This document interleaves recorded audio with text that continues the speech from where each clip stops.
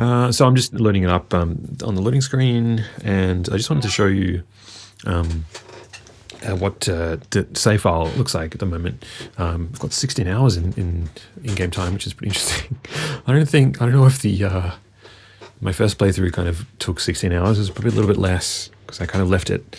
I went AFK for a bit here and there, but I guess it's maybe like maybe a 12, 13 hour length first playthrough, I suppose. But I mean, that was very slow, you know, like I think for a native Japanese person, like at their reading speed, I think it would probably be half that, maybe even. Yeah, so maybe, I don't know, like 5-6 hours or something, the first playthrough. Yeah, I'm imagining that like most of these arcs, there's about like four to five like main storylines, main arcs in the game. And I'm imagining that like each of them take about like 4 to 5 hours. Just, you know, because I think that was probably like the standard for sound and visual novels at the time. And so the name of my save file at the moment shows the name of the Sokomushimura arc.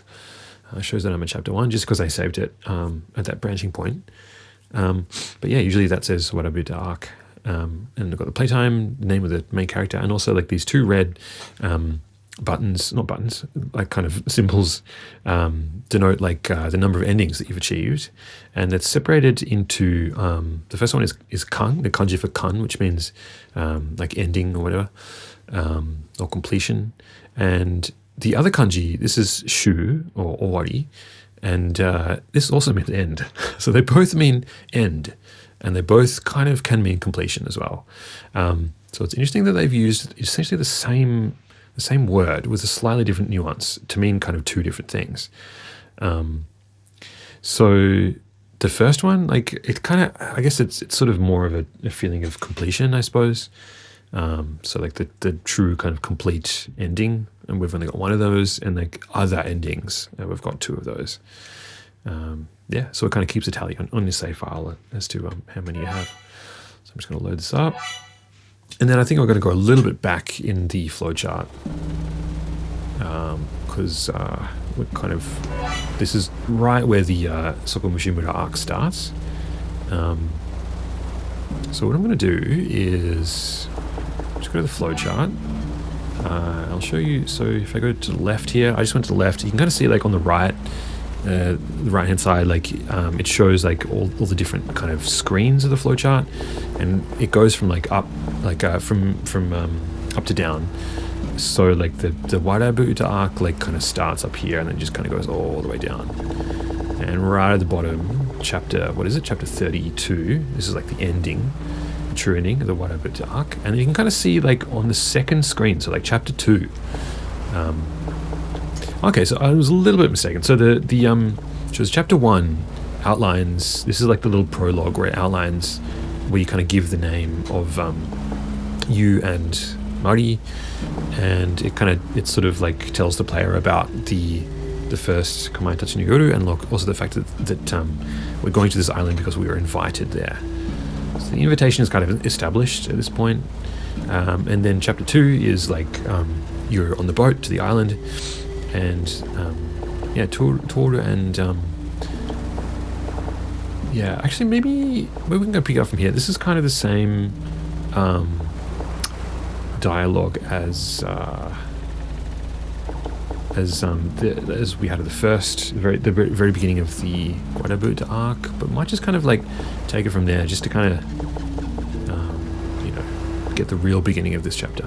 And so then after we do that, we get in our first branching option. So you can see like there's like, I put a bookmark here. This little like 01 little purple mark is like what they call the bookmark feature, which is like if you need to kind of like make a note to yourself as to like important branching places and that kind of thing, you can kind of put a little bookmark on it. I forget exactly how to do it. Maybe, yeah, so you just kind of select it, and then you can choose to read from there or put a bookmark on it. And you also like search bookmarks. I guess maybe that just scrolls through them. But that's kind of a bit of a nifty thing if you're into that kind of thing, if you're an organized person. And I guess, yeah, maybe you'd when this game was made. Like the internet kind of wasn't as convenient as it is today. This can get very confusing. But sorry, I said the first branching option, but like this is actually the second branching option. First one was just a question about like whether Toru has played Kamaitachi no 1 or not. Mari and Toru were kind of talking about it and reflecting on it and saying that, like, you know, they went to the pension house, the guest house in the mountains of Nagano, but like nothing suspicious happened, and it was kind of odd that someone had made a game about it, blah blah blah. And then we get this little branching thing where we can ask the boat captain like a question, and I think you have to choose. Wait, so you choose A here. And then if you choose A, it takes you to this next branching thing, and then choosing A again here takes you down the Warabe-uta arc, but choosing C, if you choose C, you go to, you can see like this line takes you up down to the right. So there's this place here, which is like, I imagine this is a different arc, I forget the name. I think it's that's called like the light and dark arc or something, I think, in your hand, I think. And then the one next to it, oops, I just skipped back to the first one. There's nowhere to go horizontally, which is annoying. There's no one here, no one here. Okay, so there's quite a lot of screens, horizontal screens. This one maybe. No? No. What's going on?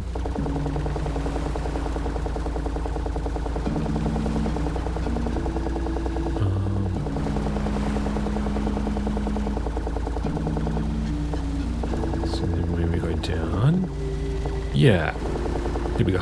So then, just like on this screen here, so we kind of had to go across and then down. The title at the top changes to Sokomushimura, Heng, which means arc, and then the flowchart for this storyline kind of goes downward from here. If that makes sense. So you can see like on the right hand side, like this is kind of blinking yellow. Yeah. And then maybe, so this one this is like the light and dark one that I was talking about before. So this is another storyline that starts at the same time. So there you go. So if we go, maybe let's go from here maybe. So we're on the boat heading to Mikazuki-jima. I asked the captain, then the choices are, do you always drive this shuttle boat? And B is like, why is the island called Mikazuki-jima? And C is, what kind of person is Abiko-san? So we go A here. Are you always driving this shuttle boat? Today,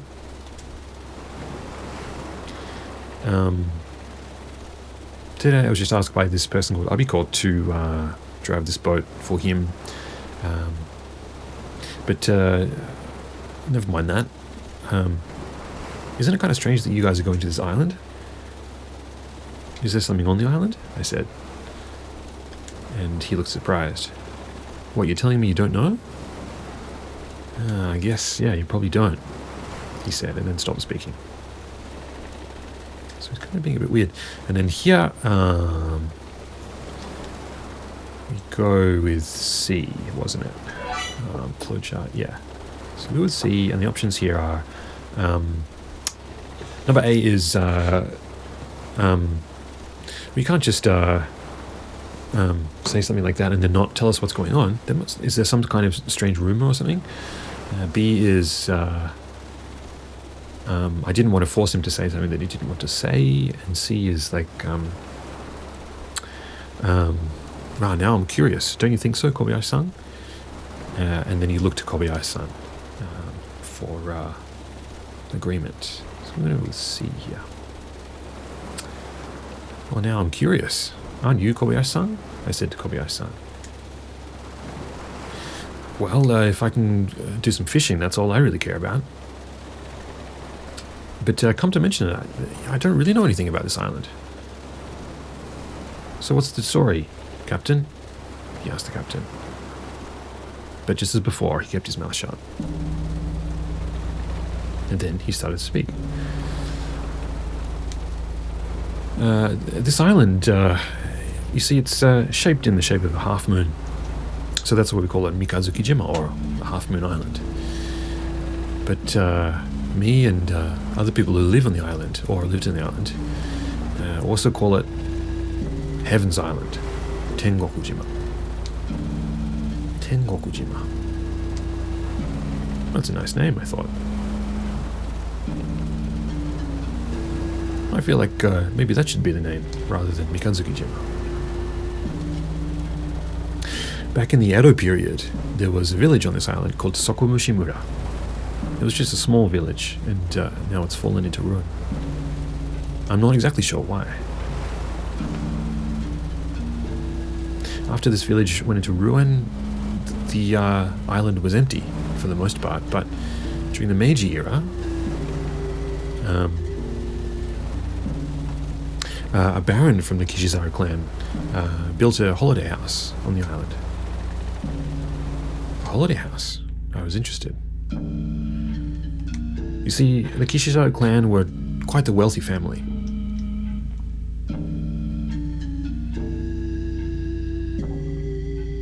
Back in the Meiji period, they had a booming textile business. They had giant factories, one on the island, and they employed hundreds of servicemen and sent a lot of them to the island.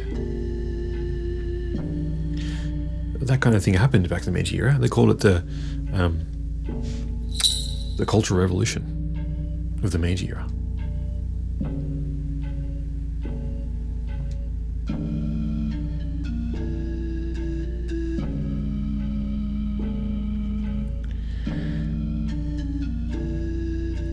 But as it turns out, when the Meiji era turned into the Showa era, the head of the Kishizaru clan, a man named Kishizaru Iemon, he started acting a little bit strange, getting interested in some strange things. Strange things? What do you mean? I said. Well, things like immortality.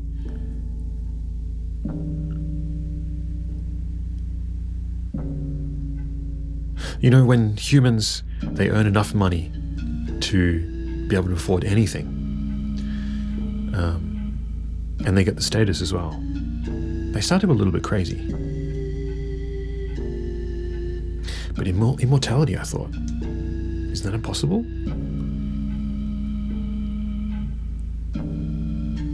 You see, this Kishizaru Iemon, this guy, he started sending a lot of his servicemen all across the world, making them collect things like strange medicines and books. But even after doing that, he wasn't able to find anything of importance. It was around that time that his holiday house on the island was at its peak in terms of popularity.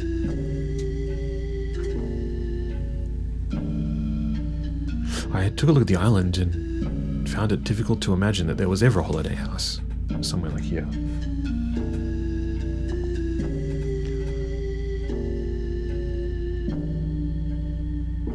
Iemon, together with his family and about 10 of his servicemen, barricaded himself up in his holiday house and started to throw money around, living a life of luxury. He didnsich care about what came in the next life. He just thought he'd make heaven in this life, on the island. Other people on the island started calling it Tengokujima, Heaven's Island, perhaps with a bit of irony. So that's why they called it Tengokujima, I thought.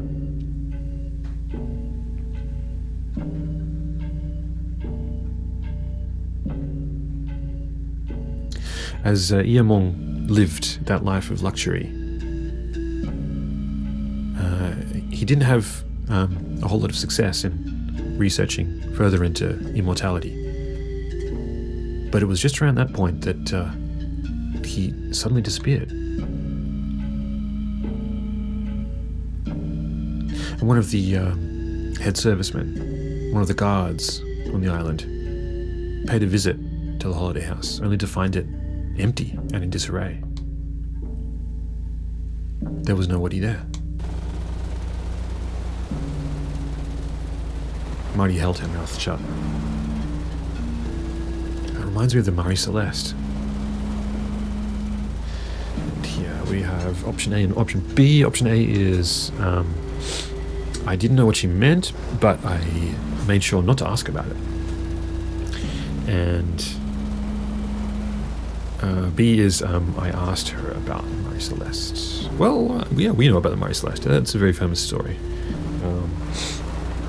It's about a boat called the Amihari Celeste that was found floating on the ocean, empty, although it looks like it was occupied. What can we go? Let's go with B. Get the story of the Amihari Celeste. What do you think? I turned to ask Marty, what is that? That Marty whatever? Well, it's a famous case. You don't know about it? No, I don't, I said. I think it was back in the 19th century. There was this cargo ship called the Amihari Celeste. And there were about 20 people on board, 10 people on board, including the captain and his wife. They left New York. But when it was found by another ship, there was nobody on board. What, you mean no corpses or anything? Yeah. The ship was in a good condition.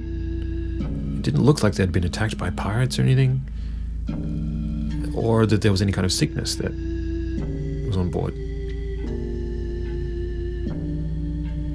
It just simply looked like the 10 people that were on board independently decided to leave the boat.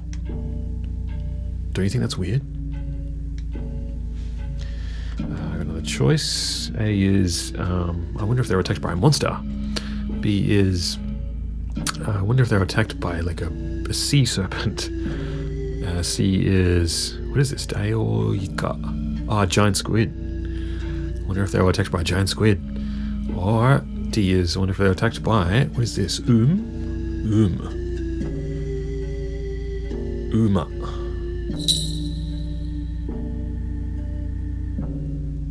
I don't know what that's on in the dictionary. Oh, that is Uma.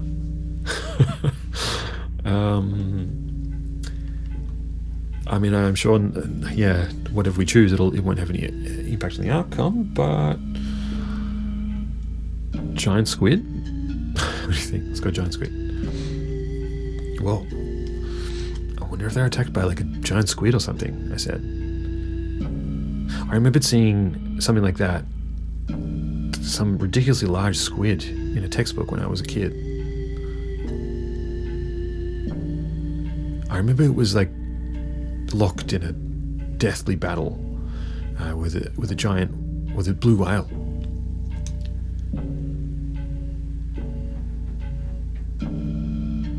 The blue whale was biting down hard on the tentacles of the giant squid. And the giant squid, in turn, had its long tentacles, of which there were about 10, wrapped around the blue whale. That's not a blue whale. I think that's is that like a sperm whale?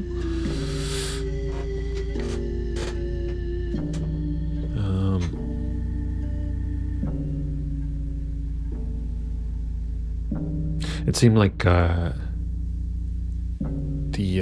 sperm whale was emerged the victor from the battle, but not without the giant squid dragging down the whale to the bottom of the ocean. It was exciting just to think about it. What are you talking about? There's no such thing as that, Marty said, as if throwing water on my face. And then I turned back to the captain. Okay, Captain, let's hear the rest of the story.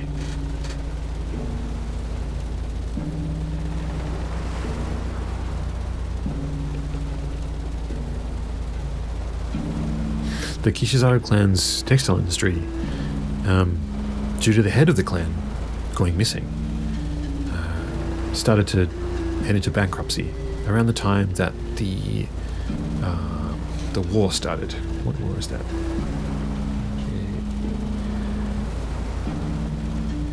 The Pacific War.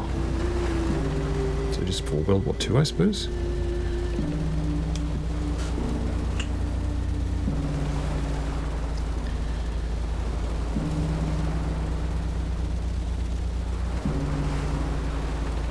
The factory, the houses, and all the people that were working on the island, they were all gone. All that was left was this holiday house. At the end of it all, the island returned to being unoccupied. But just recently, that mansion, that holiday house, was bought by some idiot called Abiko. And that's the end of the story. Okay, so I guess that means that the place we're going to is that holiday house, I said. I started to feel a little bit strange. It was a building where a lot of people had disappeared, including the leader of the Kishizawa clan. I started to feel pretty nervous about staying there. It was just then that Marty spoke up. Ooh, maybe we can figure out what happened to the missing people.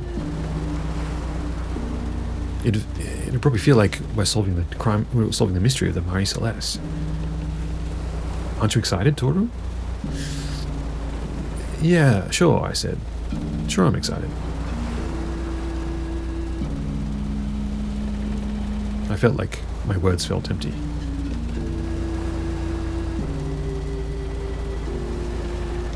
Also, on this island, there's a strange children's song that you hear still once in a while.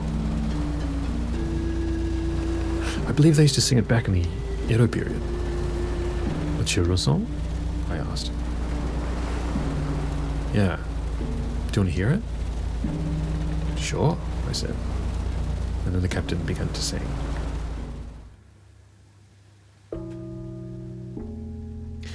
Sokomushimura arc.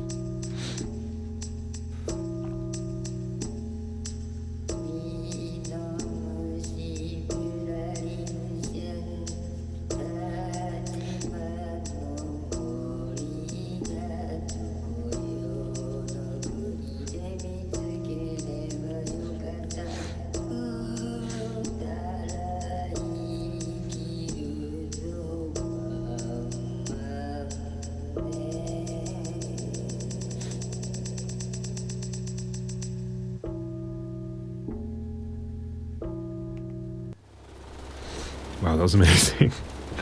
I had to kind of just like let it go. I thought it was going to be the same children's song as the first storyline, and it wasn't. It was completely different. Okay, so there we go. So just have to speak a little bit about that song that just happened. There were about 3 verses, I think, and it was a lot simpler than the children's song in the first storyline, and pretty weird. But it's the subject of the song is this insect called the minomushi. Minomushi means bagworm. I just looked it up before, and the kind of the proper name for this insect is the bagworm. It's a type of worm that becomes a moth. So they kind of hang in these like cocoons, I guess, or they're a worm first, and then they kind of like wrap themselves in these cocoons and hang and then turn into a moth, I imagine. And so the song is about eating those bagworms, and the song kind of uses this like kind of stanza pattern that I think like almost every verse kind of starts the same way, like these hanging bagworms look delicious kind of thing. Like the first one was like, these hanging bags look delicious. You know what, I might actually kind of go back and see. I'm just going to save it first. I'll go back and just kind of see if we can look at it again, and I'll do a bit of an explanation over the top of it. How about that? So a flow chart. So this is the song. This should take us straight to the song, I believe. Yeah. And it begins. So this is like the title of the storyline, Sokomushimura. And by the way, the kanji they use for Sokomushimura, if you were to like translate it literally, like it would mean like insects at the bottom of the village kind of thing.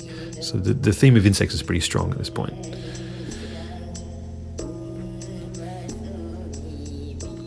So these bagworms that are hanging look delicious.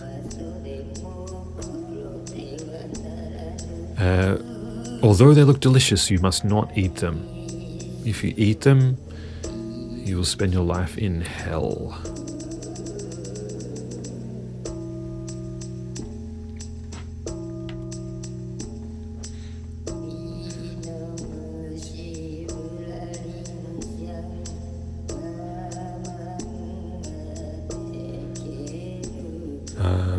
You might not be able to stand not eating the bagworms.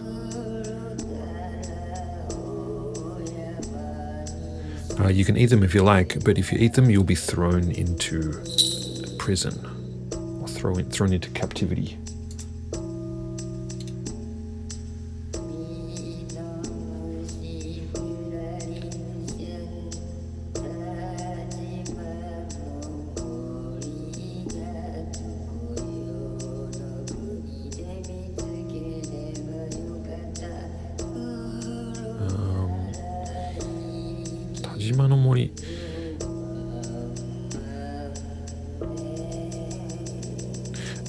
The last stanza is kind of difficult to understand.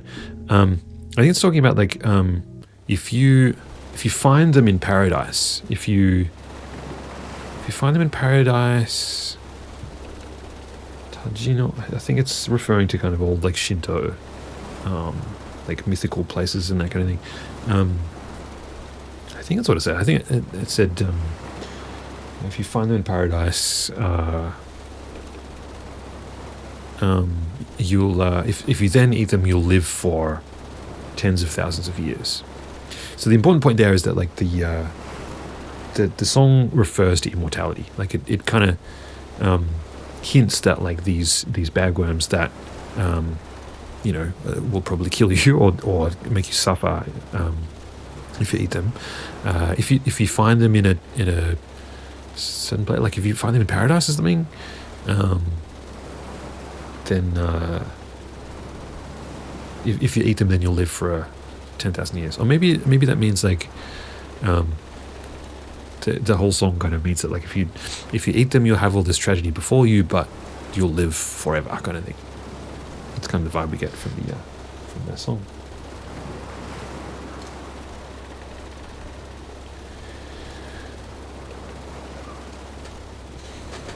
That's such a gross song, Marty said. I felt the same way, but at the same time I was kind of interested. And so I made a memo of them in my notebook. Made a memo of the lyrics. Oh, I just have a terrible memory, I said, when Marty looked over at me.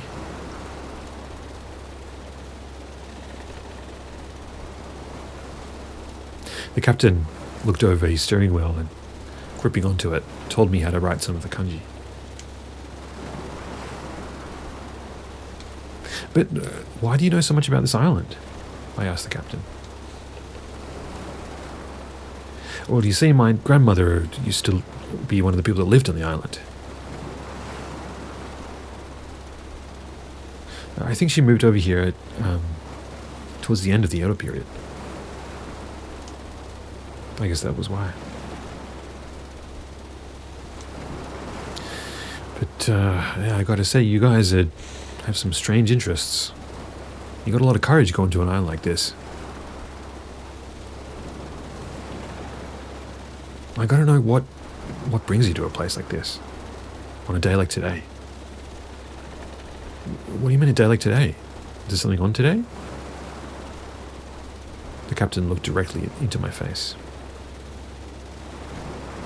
Jeez, you really don't know anything, do you? Today's... The captain suddenly wore a strange expression on his face. Tonight is the night of the Kamaitachi, he said. I looked across at Marty. That's the name of that game, though, isn't it? But just like that, he stopped speaking and didn't answer any of my questions.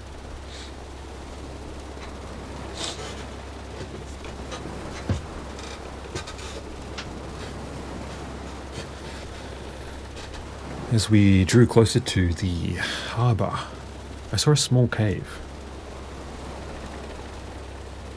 Ooh, that looks like fun to explore, doesn't it, Toru? Marty said. That cave? That's called Kisaido. A long time ago, there was a legend about some strange monsters, strangely shaped monsters that used to live there. Strangely shaped monsters? What do you mean? What kind of monsters were they? Marty asked. She looked incredibly interested. Well, you see, no one's seen the monsters, per se. But that is to say that anyone that's ever seen the monsters was killed instantly. So, why do people think that there's monsters there?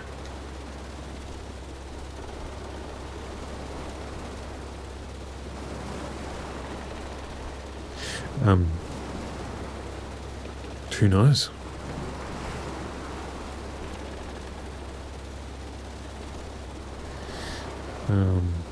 There are some people that believe that those monsters are responsible for the fall of Sokomushimura around the time of the Edo period. In other words, the monsters killed everyone that was living there. If that's the case, then who passed that story down? I don't know, he said, with a pained expression on his face. I looked over at Mari, and we laughed.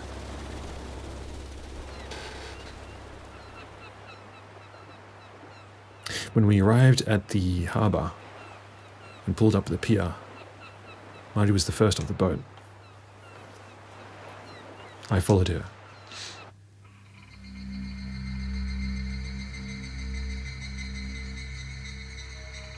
On the way to the mansion, halfway down the path, there was a shrine branching off the path, and a big torii gate.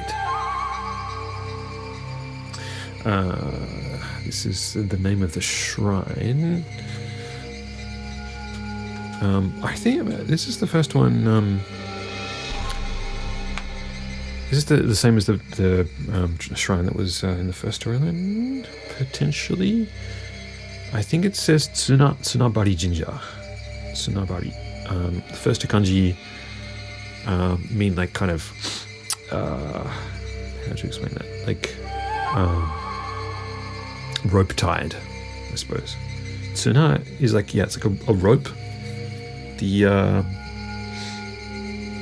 image you'd get if you said tsuna is like like a large cord, large rope. And then the next kanji is hari, which is kind of tying something taut or something. So it's like rope-tied jinja, rope-tied shrine.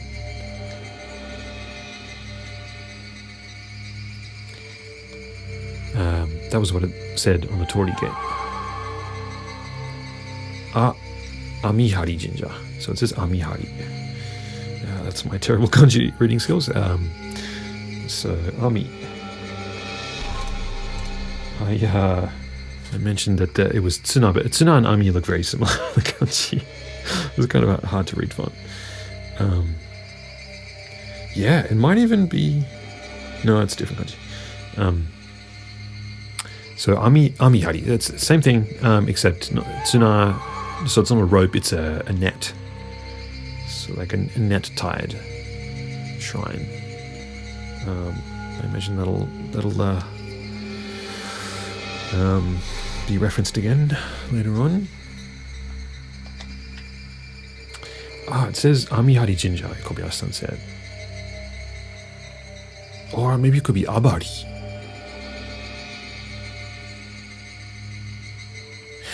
Well, I call it Amihari, said the boat captain. But to be honest, I don't know how you officially read it. Well, maybe let's just call it Amihari. That's much easier to say. Abari kind of sounds cool as well, though, I said.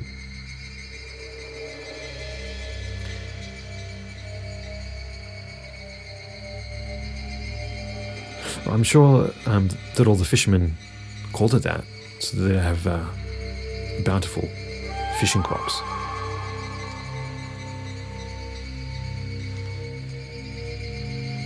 Then we can choose to ask the captain if that was true.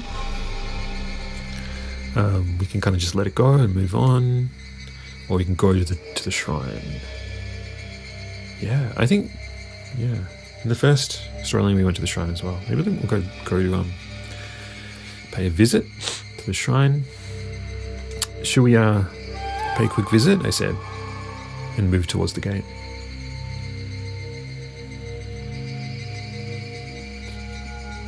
Are you serious, Toru? I thought that kind of thing was only for old people, Marty said. What are you talking about? Shrines? Temples? It's polite to kind of go and say a prayer, you know? It's that kind of tradition we have here in Japan. Okay, well, go by yourself then. I'm fine not going, she said. And just then, the captain started to speak in a louder voice. You know, you really should pay them a visit. The people that were on the last boat I drove here, I told them that they should go and say a prayer as well. Really? Why is that? Marty asked. Well, you know, I mean, just, it would probably set you at ease to just say a quick prayer so that nothing happens to you on the island, you know? I kind of felt a bit uncomfortable with the way he was speaking.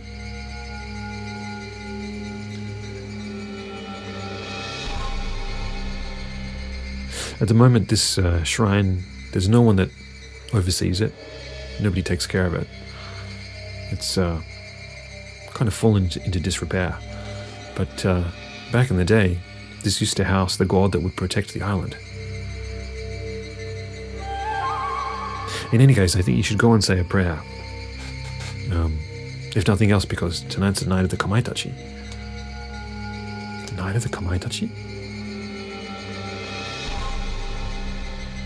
I felt puzzled at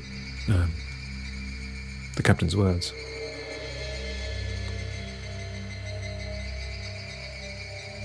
The captain walked ahead of us, and so we followed him through the torii gate.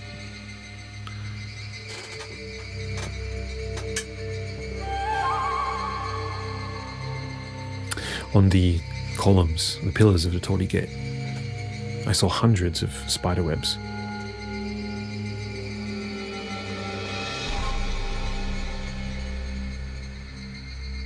In all of the trees around the shrine as well, I could see half-invisible nets strung up between all the branches.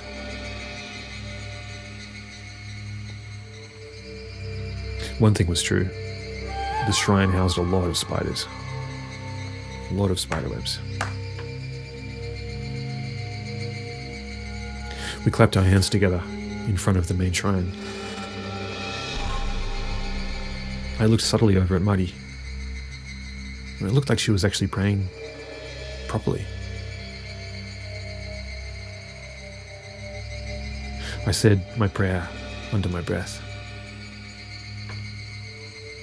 What I wished for was for Marty and myself to grow a lot closer. A lot closer.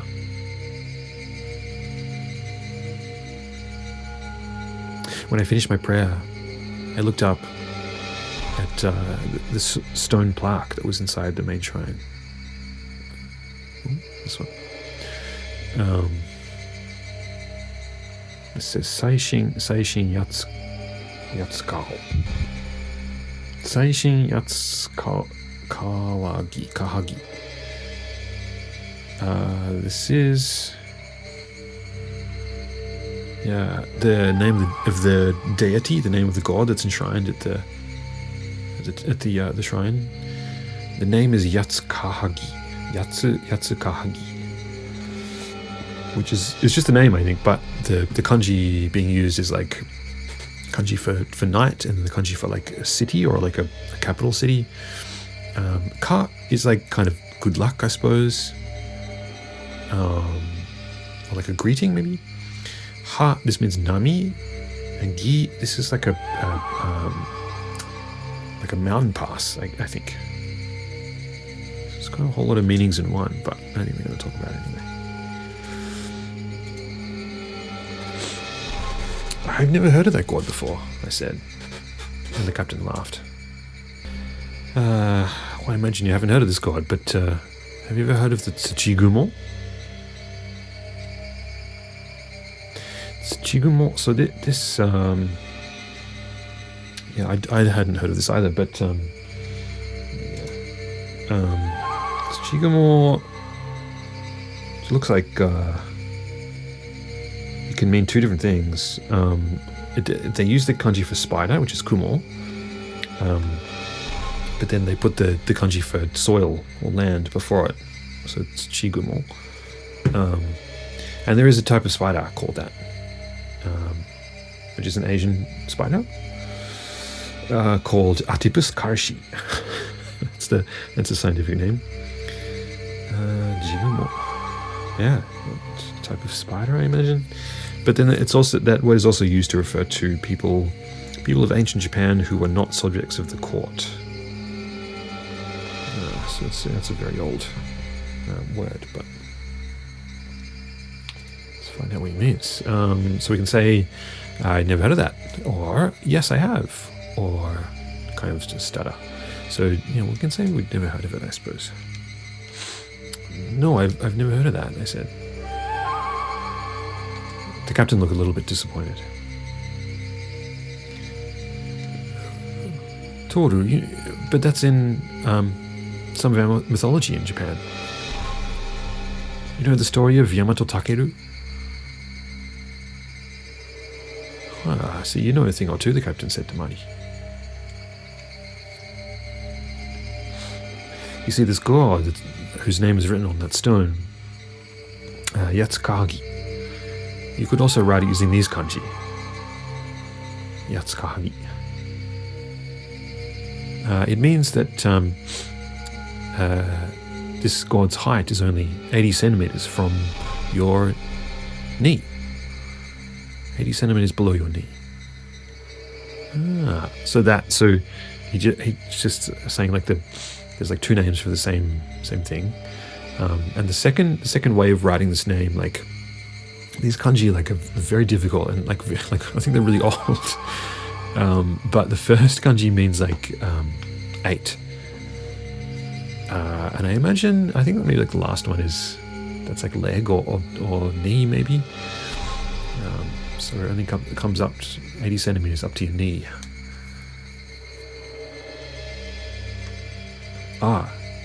No. It means the length from your knee, the length of your leg from your knee is 80 centimeters.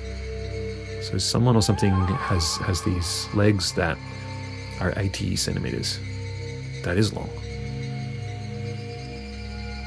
In other words, yeah, long legs. I guess back in the day there were supermodels as well, I said. That's not what we're talking about, he said. This Yatsukahagi is another name for the tsuchigumo.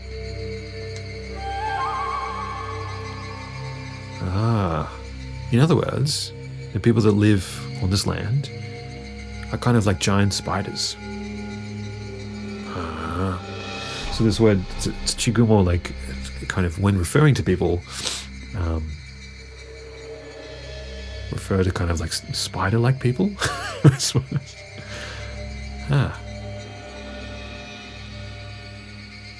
I see. So spiders' legs are long, I thought.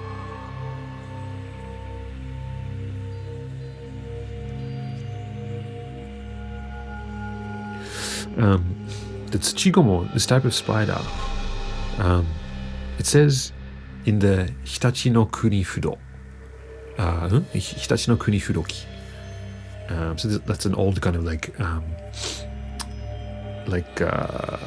record of the land, I suppose. I think that's kind of an actual old ancient Japanese document about the land and the people of Japan. The spider lives in a hole and hides when people come, like he said. But in the Bungo no Kuni Fudoki, which is a different record of the land, I think these two documents probably have a lot of mythology intertwined and that kind of thing as well.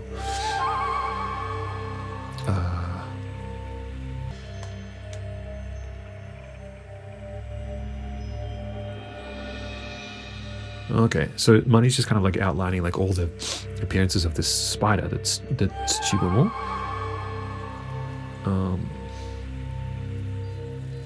She says in the Bungo no Kuni Fudoki, when the Emperor Keiko overtook Kyushu,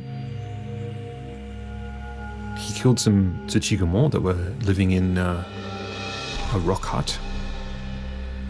And in the Mitsuno Kuni Fudoki, that's another ancient document, the son of Emperor Keiko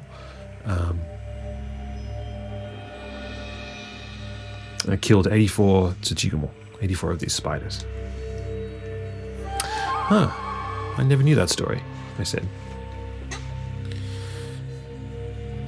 So you see, in ancient Japan, all these stories, mythological stories, there's a lot of these spiders, the tsuchigumo. I found the story really interesting. I knew that Mari specialized in archaeology and ancient history, but I didn't know she was this well versed in those sorts of things.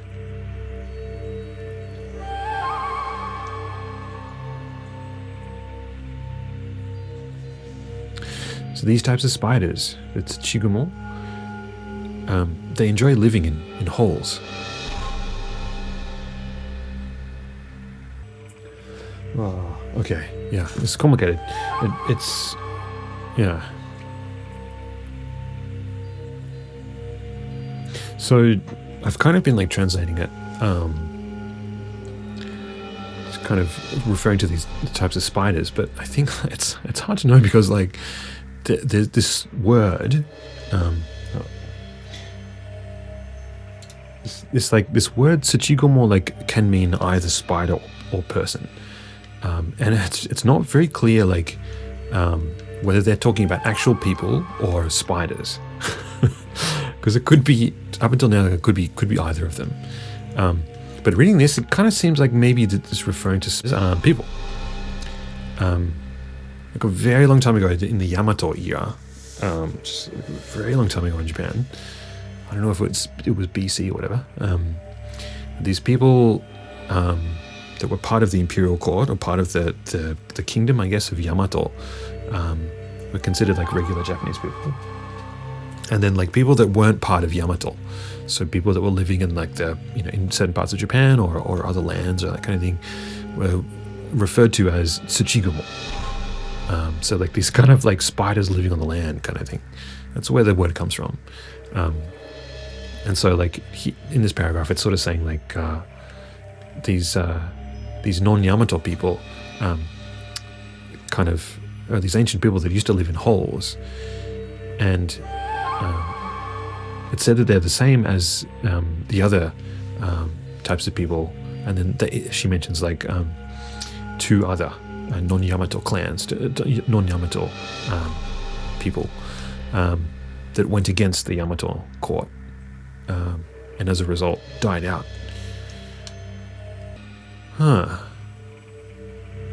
So why are they enshrining a god that is part of those ancient peoples? Well, Mari looked a little puzzled, so she looked to the captain for some help. Well, I'm not exactly sure why, but I think the people of this island kind of saw spiders as a type of godlike being. Maybe they thought they were messengers from God.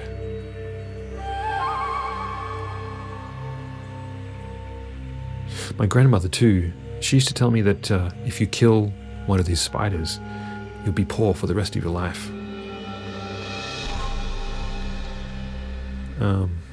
I think she says if you kill a spider in the morning, you'll be poor for the rest of your life, and if you kill a spider in the evening, you'll be unhappy for the rest of your life.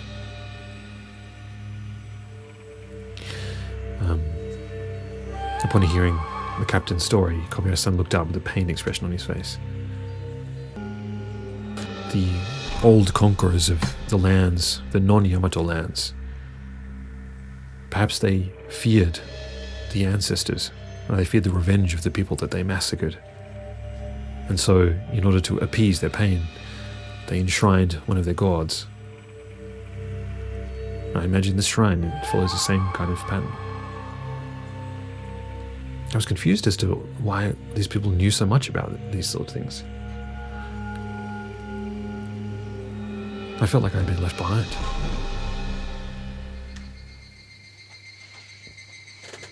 The captain opened the door of the main shrine. I coughed when I smelt the awful stench that came from inside. The moldy stench. "Are you sure it's okay to just open that door?" I asked. "Oh, it's fine. There's no one here anyway."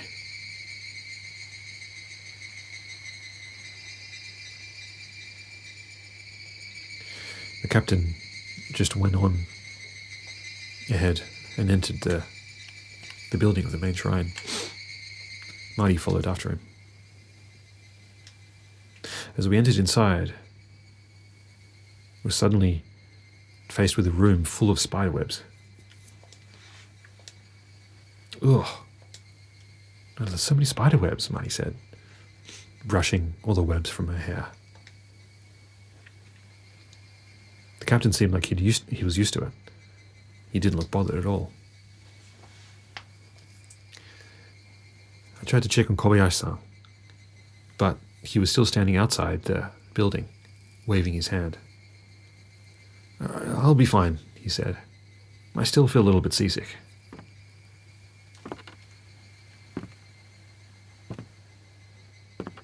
We walked across the floorboards, and I heard the floor making awful creaking sounds.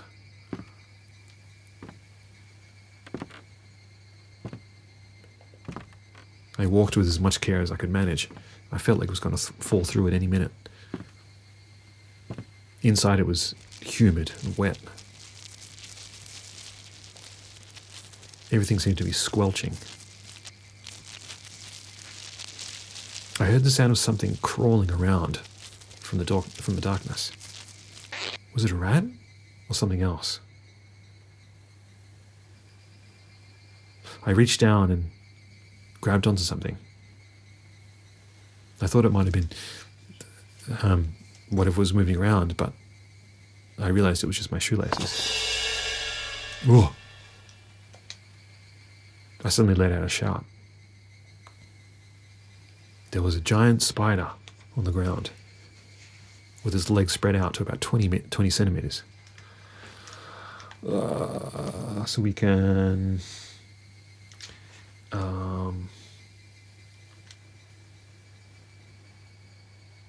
we can kind of just scream.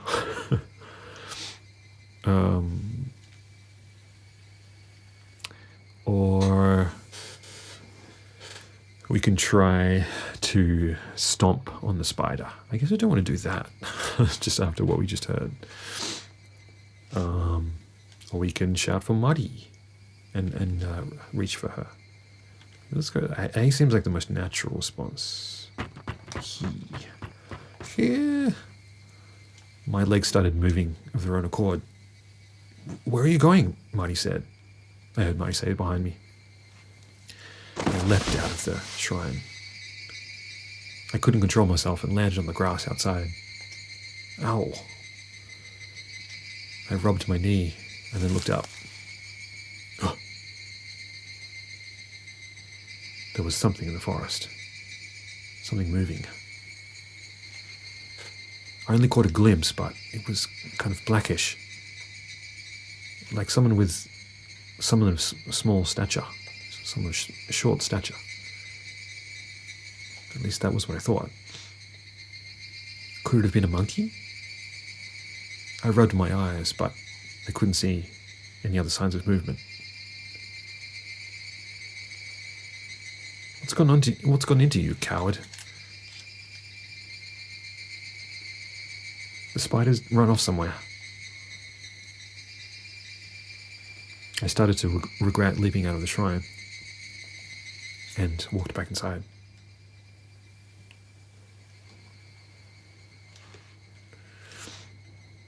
Look, there's like a katana of some sort. Huh? There was a long sword, a katana, left on one of the shelves.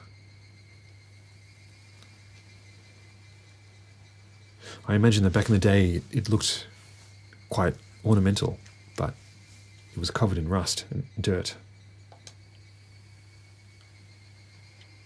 It's all rusty. I don't think we can use it anymore, Marty said. Behind the katana there was a large emma, a large wooden plaque decorated on the wall. It showed some kind of person that looked like a warrior, a bearded warrior, flinging around the katana. Who's this? I asked the captain. Well, that's Raiko. Raiko? Is he like some kind of god? I don't know. I just remember that's what my grandmother used to call him. The captain scratched his head.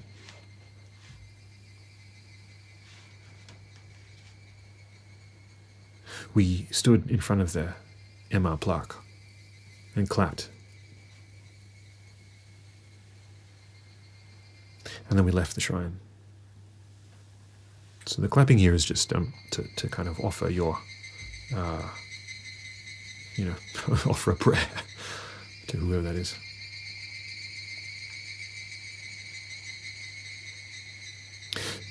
After we left the shrine, we tried to brush off all the spiderwebs that we'd accumulated on our bodies and then walked up the steep hill. The captain pointed ahead. If you just climb this hill, you'll see the mansion. Whoa! I suddenly screamed. At the top of the hill, there was a small lake surrounded by trees. I was covered in sweat, so it was nice to feel the cool breeze coming off the lake's surface. I felt like we'd finally reached mankind. Kobayashi-san smiled as well. There's just so many nice places on this island. Seems like there's quite a few fish in there as well.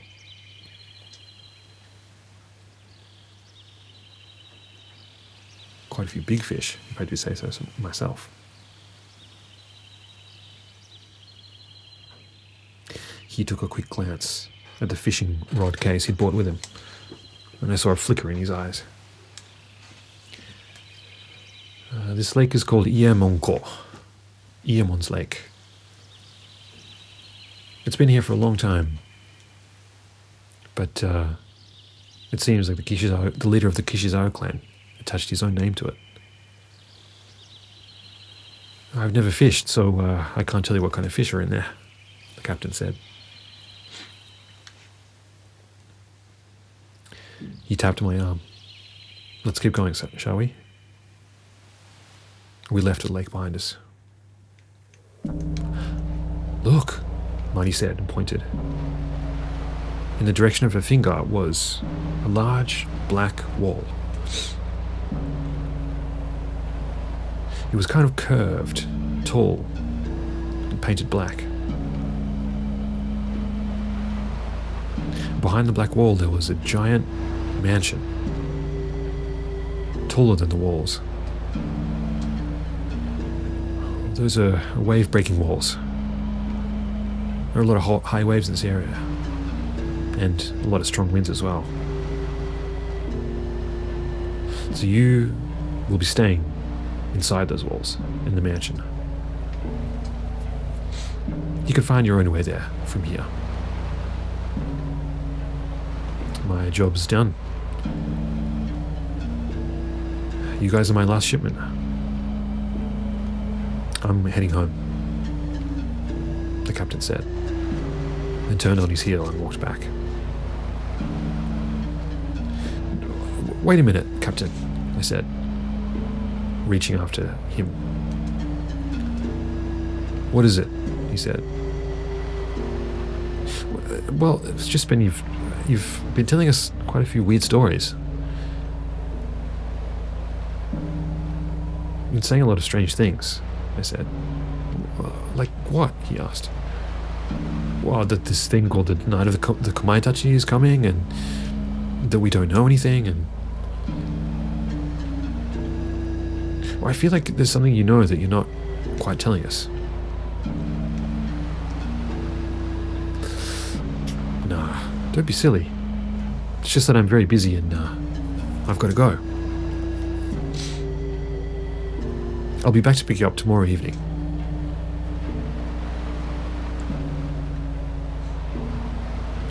The captain did seem to be in a hurry.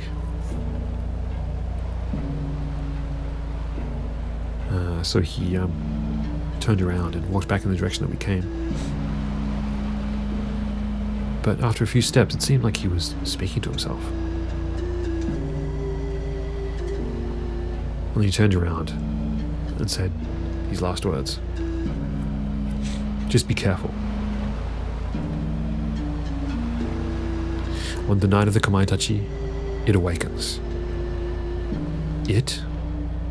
What do you mean it? I asked. The Tokoyo no Mushi.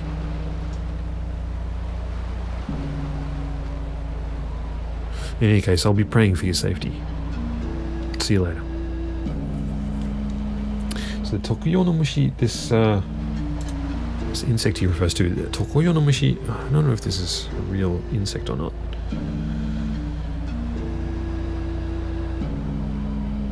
Yeah, I don't think it is. Tokoyo, this word Tokoyo is it's kind of an old Shinto, I think, an old kind of mythic land of the dead, or like in some cases it's like kind of purgatory, or like the next life, or the paradise or something like that. Yeah, but it's this kind of like special land not related to the living called Tokoyo. Tokoyo no. I think the full name of it is Tokoyo no Kuni, I think, where people go when they die. Yeah, I guess it's kind of like, it's almost sort of similar to like the river of Hades and that kind of thing. Anyway, and then he kind of uses the the word for insect. So the insect of tokoyo. Yeah, I don't know what that is. If that word pops up again, I might just say the Japanese pronunciation, because it's kind of it's like a proper noun, I think.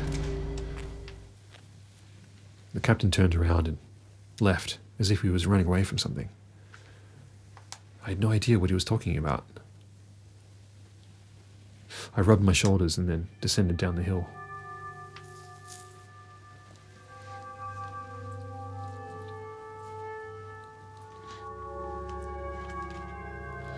If we shut this door, we'll be totally enveloped by the walls.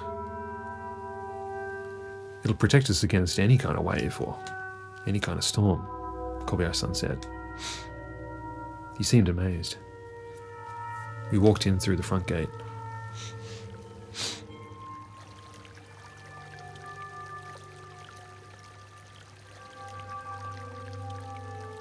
Whoa! What's the matter? I asked Kobayashi-san. Well, I guess there's something wrong with my eyes. He seemed to look several times in the direction of the fountain, his head on his side. Was there something weird in the fountain? I asked. Yeah, well, I don't know. I thought I saw like someone's face or something. Someone's face? I peered into the fountain, but all I could see were fish. Here we can say there's no one there. I'm sure you just saw something at the bottom of the stone or something. There's no one there.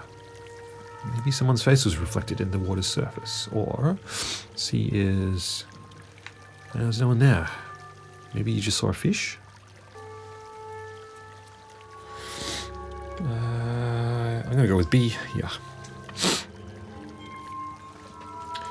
There's no one there. I guess maybe you just saw someone's face reflected in the water's surface or something. No, Kobayashi-san started.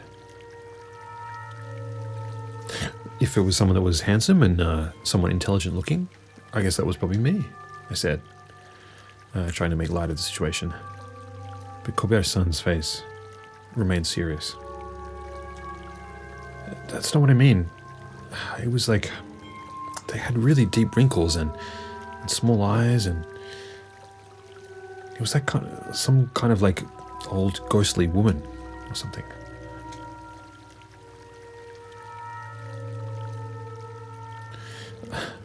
Well, I guess maybe that was probably just your face that you saw, Mari said, teasing him.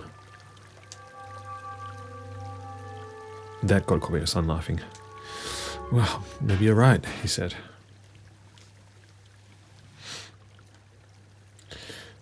I knocked on the knocker of the door, which was in the shape of a lion's head. Is that Kyo-san? An old woman appeared, whose hip was bent at about a 90-degree angle. She had silvery hair and deep wrinkles on her face and hands. She looked incredibly modest and nice. I liked her from the moment I saw her. Who might you be? She asked. My name's Toru and this is Mari. We were invited here by Abiko-takimaru, I said. Ah, yes, he's filled me in. My name's Hishida Kyo. I've been entrusted with running this mansion by Abiko-san. Please come inside. I am... Kobayashi-san tried speaking to the old woman. And suddenly I saw a spark flicker in Kyo-san's eyes.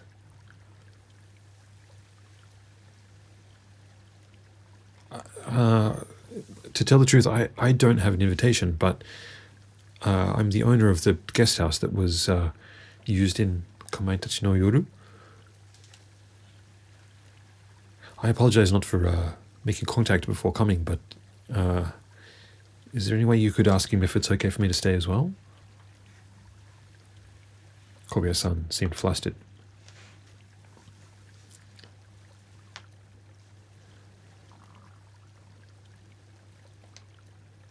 It seemed like he was saying, like, if I see that Abiko, I'm gonna just straight up ask him why he didn't invite me.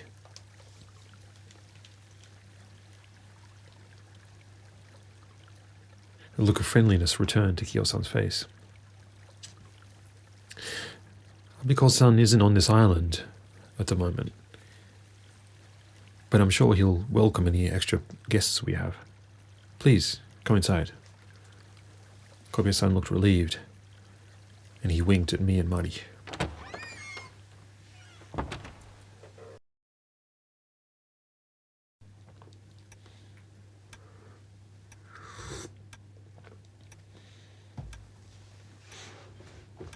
Ah, Toru-kun. It's been a while. I saw a woman getting up from the sofa. Ah, it's Midori-san. It was Shinozaki Midori, who used to work at the guest house. When we'd met before, I hadn't been certain as to how old she was. She looked in her 20s, but she also looked like she could have been a high schooler as well. She also looked maybe a little bit older than that as well. But looking at her now, she seemed relaxed. And almost certainly in her 20s. Or potentially still a teenager. Or a little older? Long time no see, Kobayashi-san, she said to Kobayashi-san. Where's Kyoko? She asked. Well, she had something to do. She couldn't make it. Oh, I see. I wanted to see her.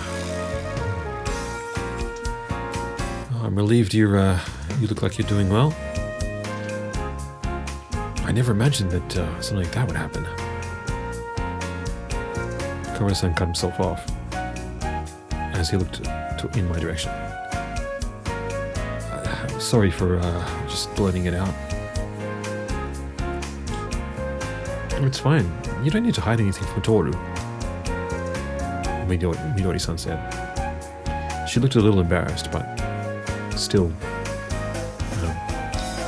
friendly. I got married to Toshio-san. Do you remember him? Toshio-san? Of course I remembered him. Kuboto Toshio. About a year and a half before, when Mari and I stayed at the Spool guest house, Toshio-san was working together with Midori-san at the guest house. He said he was a 6th-year university student. He was about 180 centimeters tall, and he had the kind of body shape that looked like he was really good at sports. So he got married to Midori-san after that. I thought they were the perfect couple. I started saying, and Mari suddenly elbowed me in the ribs. Surprised, I looked in Mari's direction, and it looked like she was telling me to just shut up. She shook her head. Toshio-san, he died about half a year ago. We were about 2 months into our marriage. It's a good memory, though. There was nothing I could say. I couldn't imagine someone as healthy as Toshio-san just dying like that. Oh, it's nice to see everyone. There was a large man that entered the room just then. A large, tall man.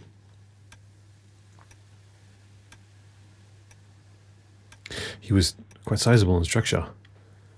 He had a beard, rough skin. He truly seemed like a man of the ocean. Mikimoto-san, I said suddenly. And afterwards, Mari and Kobayashi-san joined me. "Oh, it's good to see you all again," he said, showing his teeth in a big grin.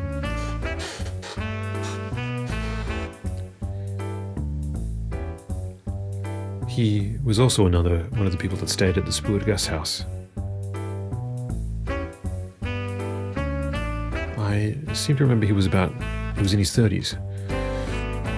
He was a freelance cameraman.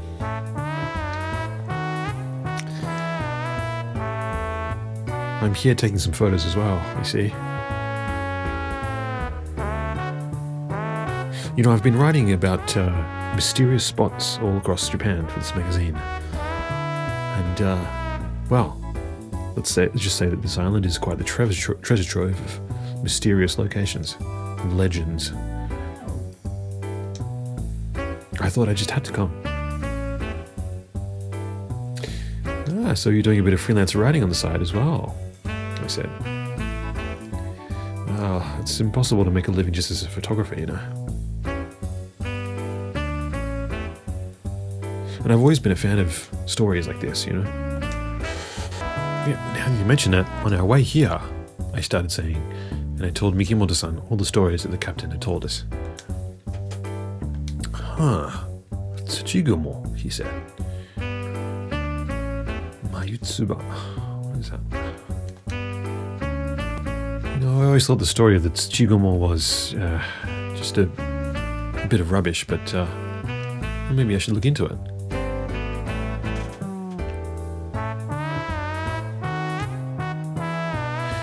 Was there anyone else on the boat that you came over on? Mikimoto-san asked me.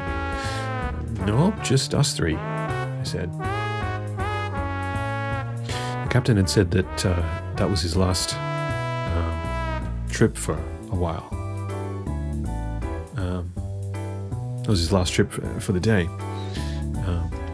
So I guess that meant that all the guests had gathered here.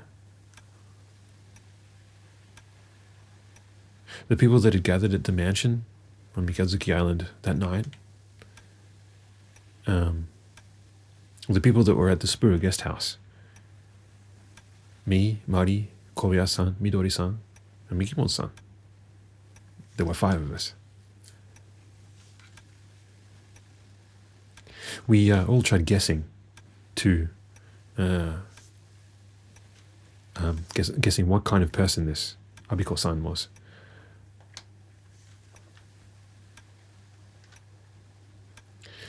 Nobody else in the group had ever met him before. Well, it seems like everyone's here, Kyo-san said as she entered the room. Mikimoto-san spoke up. So, how come Abiko-san isn't here? The captain said that was his last boat.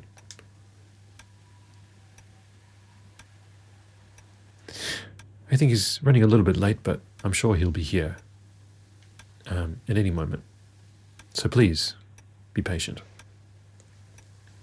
Kyo-san bowed to us. I haven't properly introduced myself yet, she said. My name is Hishida Kyo. I've been put in charge of running this mansion for tonight.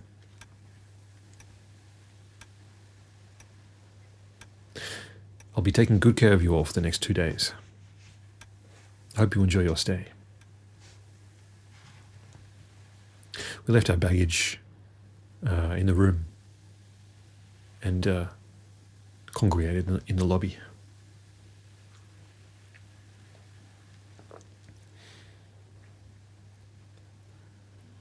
Once Abiko-san arrives, I'll introduce him and then we can all eat together.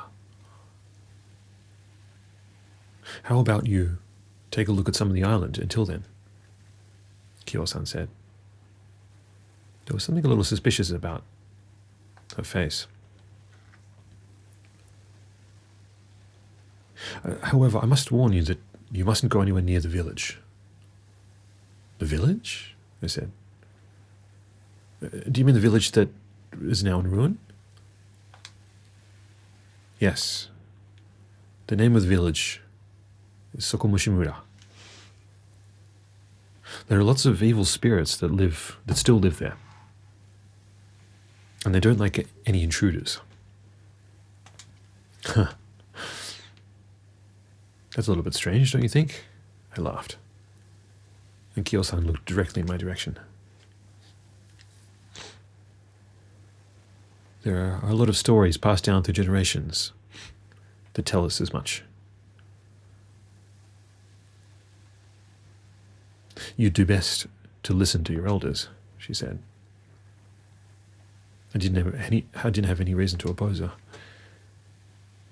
We left the mansion. Outside, the weather had been as clear as it always had been,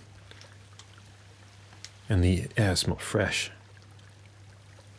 Kore-san said he was going down to the lake to do some fishing, and we watched him walk off into the distance carrying his fishing gear. Murakami-san walked in the direction of the mountain. He walked down the mountain, carrying all his camera gear.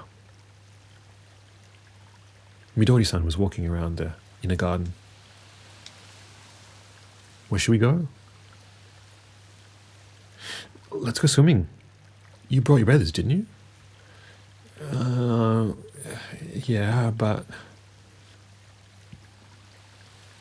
I'm sure the ocean around here is just gorgeous. I wonder if you can see all the way to the bottom.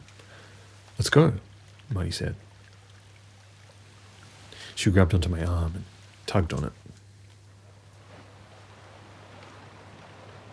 As we walked down the winding path past the shrine, we emerged onto the white beach. We decided to go swimming there for a while.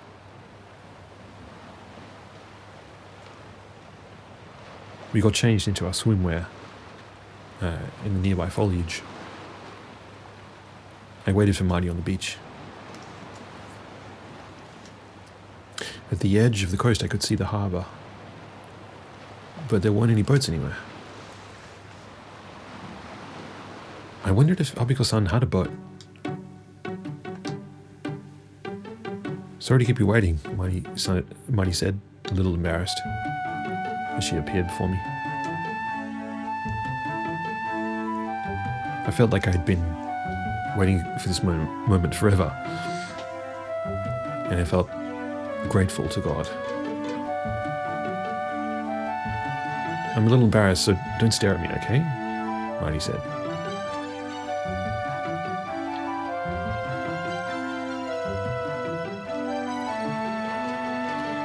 The separate styles of her swimwear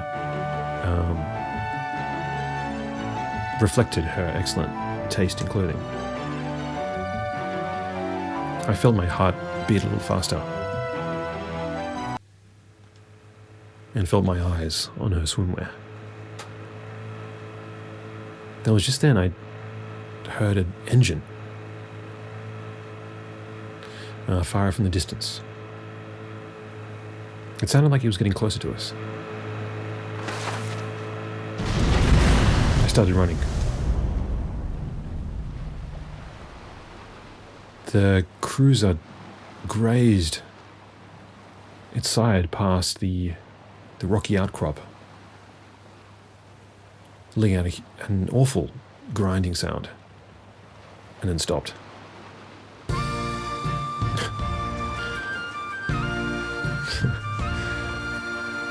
I had a couple of faces I haven't seen for a while.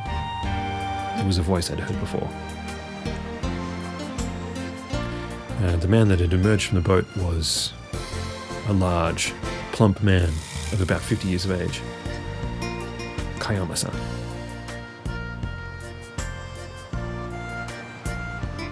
So what do you think you're doing, cramming a boat up like that? I said. Sorry about that. There was a really shallow rocky outcrop towards the front of the boat. I tried turning it around, but looks like I didn't make it in time.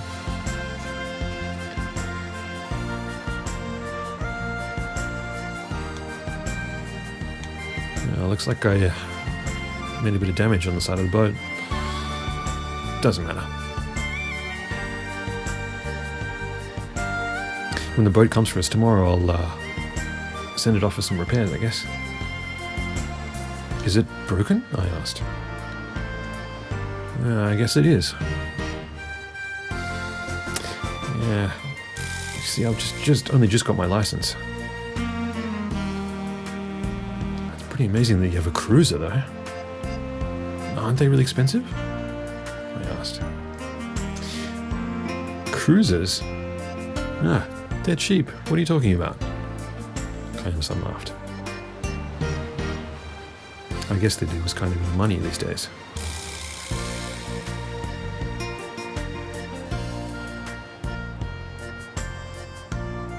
In any case, it's good to see you. Huh? Welcome, he said. Alright, well, let's go to our mansion, shall we? Let's go to my mansion, shall we? Kayama-san, what are you talking about? He just laughed. That's right, it's me. I'm Abiko Takimaru. Abiko is my pen name, you see? He grinned in our direction, as we were at a loss for words.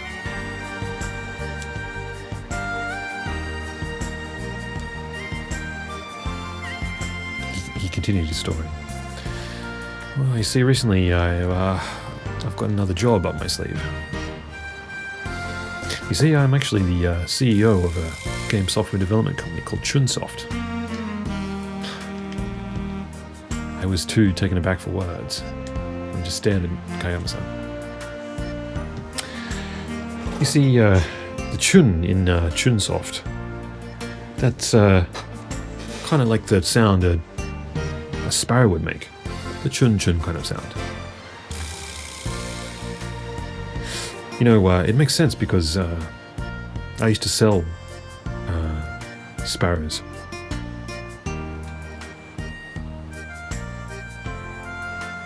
You know, it's true when they say that there's only really one job that you spend your whole life doing. I had no idea what he was talking about.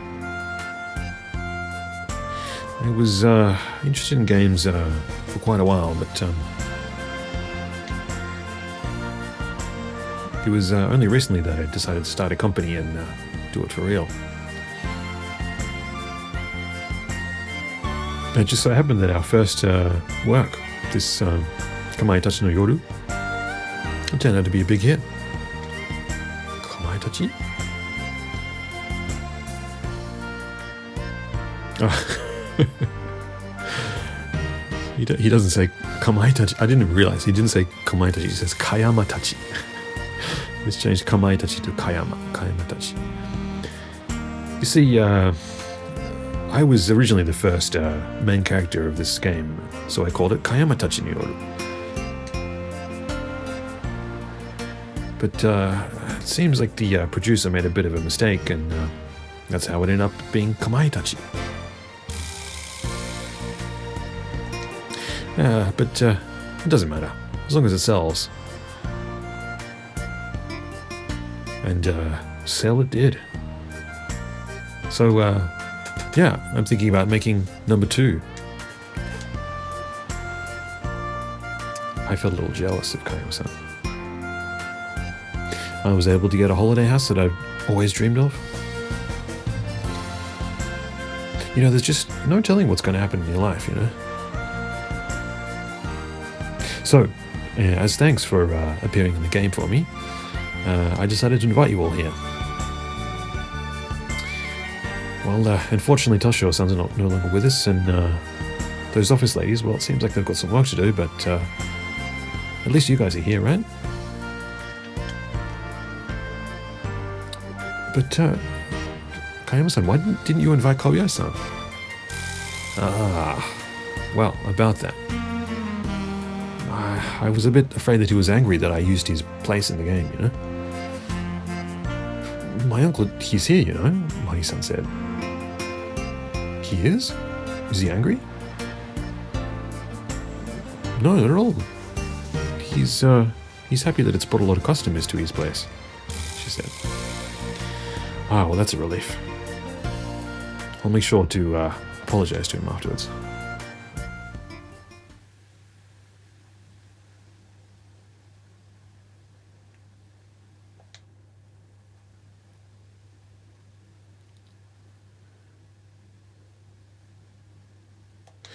There was no way that we could go swimming after the owner of the mansion, the person that invited us, arrived suddenly just like that. So we decided to go back to the mansion. I wanted to look a little bit more at Marty's swimwear, but at least we had tomorrow as well. As we returned to the Mikazuki mansion, on the path on the way back, I decided to ask Kaima-san some questions. And we can ask about his wife, or why did you buy a mansion, and why do you have a pen name like Abiko Takimaru? I guess we're going to ask about his wife. Come to mention it, did you have a wife, Kaima-san? Where is she? And suddenly Kaima-san's always happy face turned into a slightly darker face.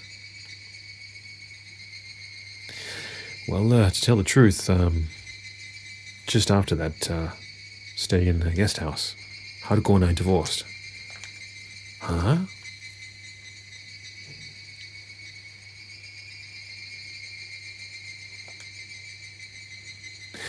Just after I started the game company, well, I started to earn a bit of money, so I gave an apartment to a young girl that I knew, kind of in the neighborhood of the company. And, you know, I started to pay a bit of money and, you know, all that sort of stuff. And, well, I guess she found out about that. Huh, I said. So I guess I'm single. You know, it's pretty lonely being single at this age. Getting home after work, there's no one there, no one to cook for you, and the bath isn't run. All I do is just drink alcohol and go to bed. Kaima-san breathed through his nose.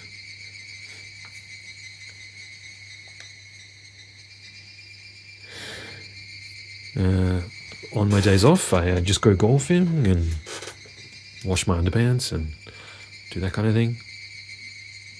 It's lonely, you know? That's another reason why I decided to take this little trip. So, why did you buy a mansion on this island? I asked, wanting to change the subject. Yeah, it's a great location, isn't it? Surrounded by nature. It's kind of rare for an island to be this deserted, you know?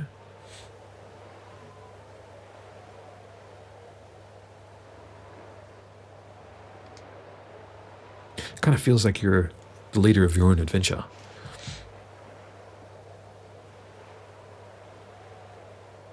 That doesn't mean I bought the entire island, you know?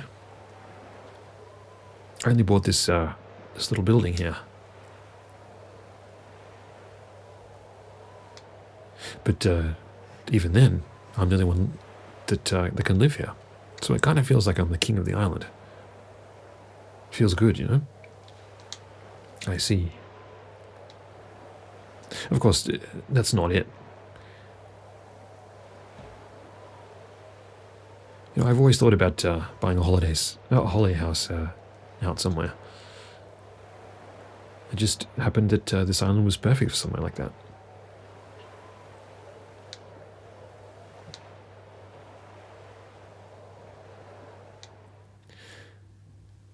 Why is the island so perfect? I asked. And Kaima-san continued speaking in a quieter voice. There's a legend on this island called the legend of the Jofuku.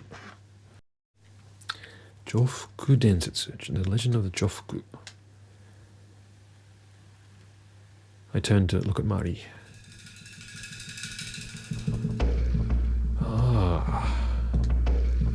This person, Jofuku, he was a retainer for the Emperor of China in the Qin dynasty. Through orders from the Emperor, he was ordered to go search for the method of immortality, the Emperor of China? Immortality?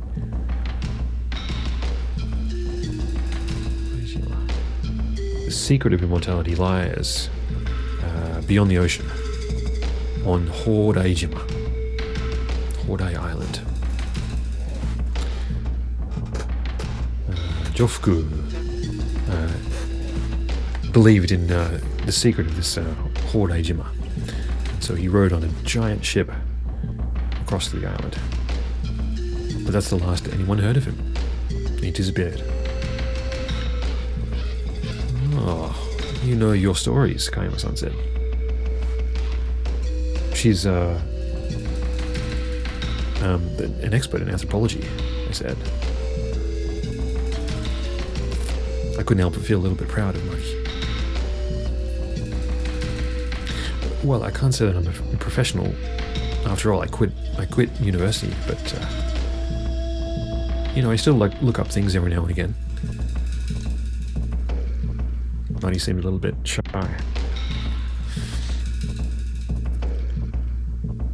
Well, you see, what this Jofuku person was talking about, this Warabe-uta, it turns out that that's Japan. He was talking about Japan.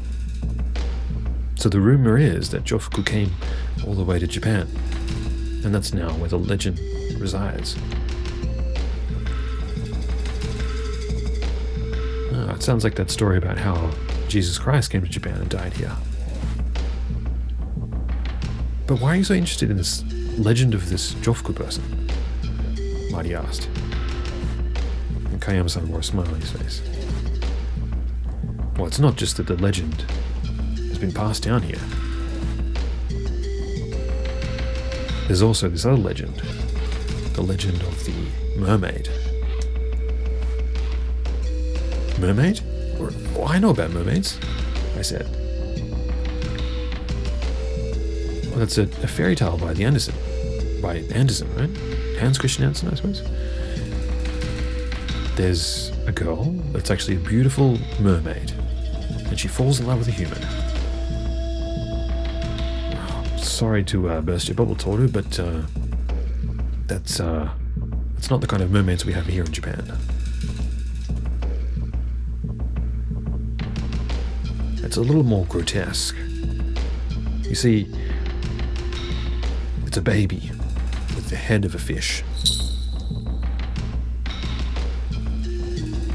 And it's said that if you eat the meat of this mermaid, you'll become immortal.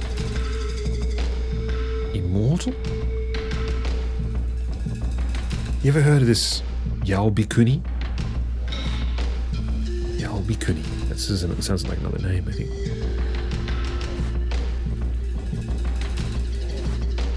It's this legend about a girl that eats the meat of a mermaid. She lives to be 800 years old.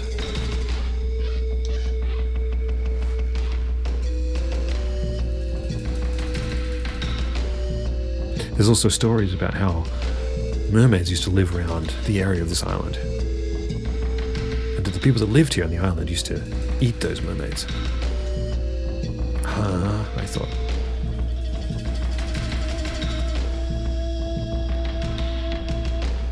Tajima no Mori. There's also the legend of Tajima no Mori. Do you know about this one, Mari-chan? Yeah, I do, Mari said. Back when the Emperor Suinin became sick, when he fell ill, his retainer, a man by the name of Tajima no Mori, he sent his retainer, Tajima no Mori, to the land of the dead, land of purgatory, to search for the Tokijiku no Kaku no Konomi. This word Tokijiku no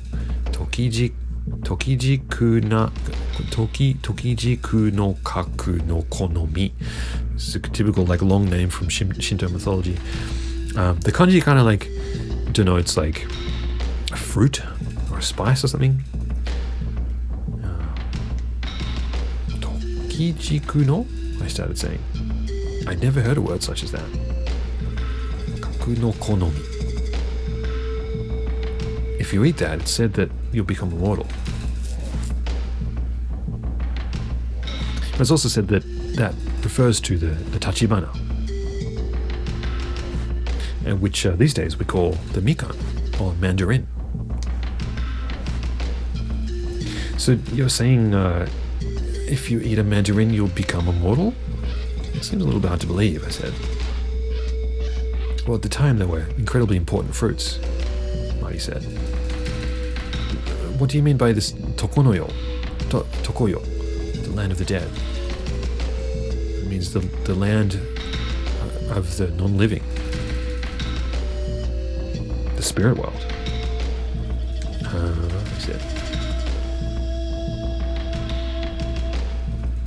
When Marty was still studying university, we used to see each other every day, and yet I'd never heard her talk about these kind of myths and legends. I had no idea she knew that much. I wondered just what she knew about, apart from this.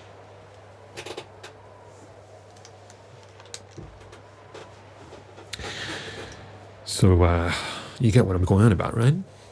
You have the legend of this Jofuku, the mermaid legend, Tajima no Mori. There's something that ties all of these legends together. Immortality.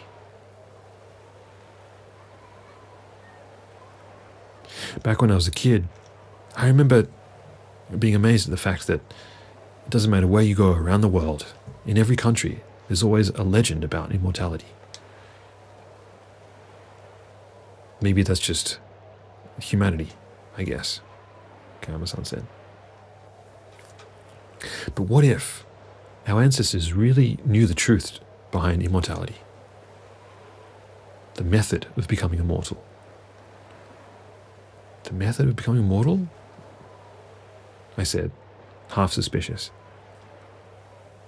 Kayama-san seemed determined. There's no coincidence that Kishizaru Iemon chose this island as the base of his research into the immortal.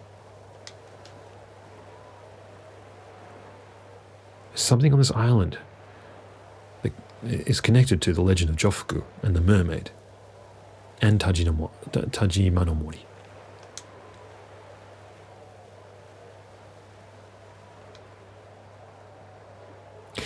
I'm sure he knew something about those legends and this island. You see, what I want to do is continue the research that Kishizaru Iemon couldn't complete. And complete it myself. You've got to be joking, I said. Well, to be totally honest, I wouldn't say I completely believe in immortality. But don't you think there's something romantic about it? Well, I guess so, I said. You see, men, we need romance. We need adventure. If I can attain the truth to immortality, if I can gain immortality for myself, I'll be the richest man there is. Richer than Bill Gates. So it was about money, I thought.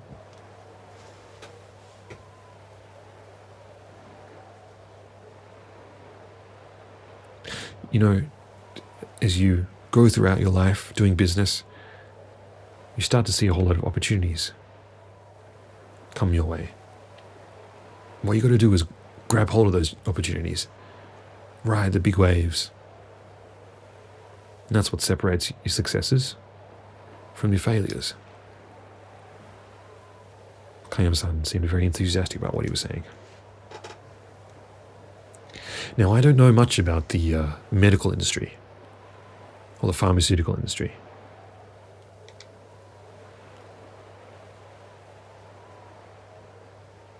But it doesn't matter. All industries are the same. All the basics are the same. When you go, you go. And I'm going to go. Kayama-san's eyes looked alight.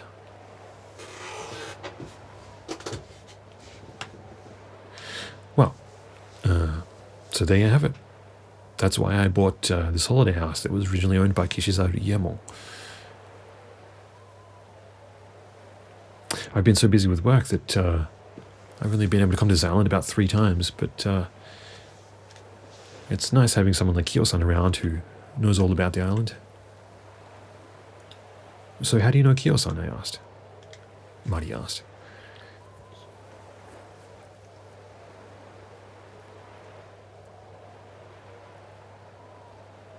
Well, when I was working together with a lawyer, sorting out the legal and financial details about the land and the mansion when I was looking to buy this place, she was introduced to me as a distant relative of the Kishizawa clan.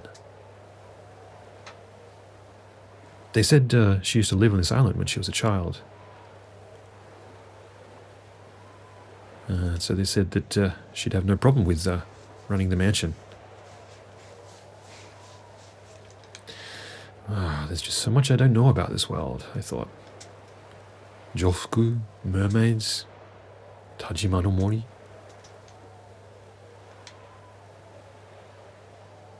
I suddenly let out a small yelp. Mari, that children's song. What about it? She said. I took my notebook from my pocket and flipped through it and found the lyrics to the children's song that the captain had taught us.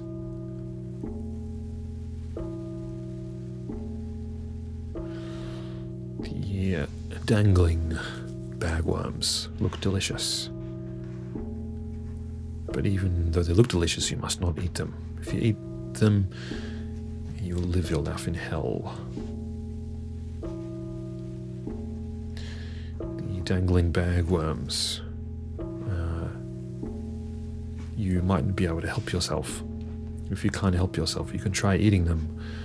But if you eat them, you'll be thrown into a cell. The dangling bagworms. In the land of the dead, Tokoyo, Tajima no Mori should have found them. If you eat them, you'll live for 20,000 years, I said. All right, so now we know that this Tajima no Mori was just explained to us that this Tajima no Mori is the retainer of one of the old emperors that was sent to Tokoyo, the land of the dead, to find what was originally fruit in the explanation, but here I think it's referring to him finding these worms, these bagworms. So now we kind of know what this third verse says.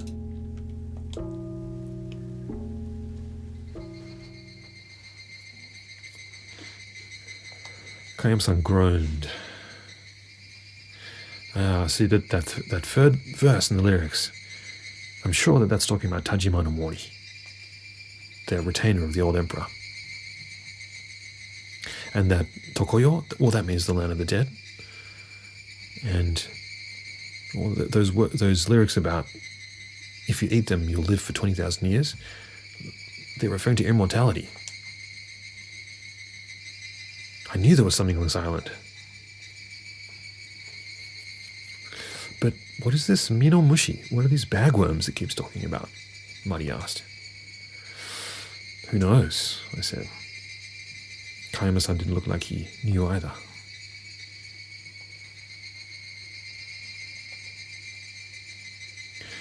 You know, Mari-chan, if you're that interested in anthropology, you're going to find a whole lot of interesting things on this island. Aside from all the things I've just told you about, there's also the Ubas-te-yama, the legend of the Ubas-te-yama. Oh. Have you heard of that before, Toru? Mari asked.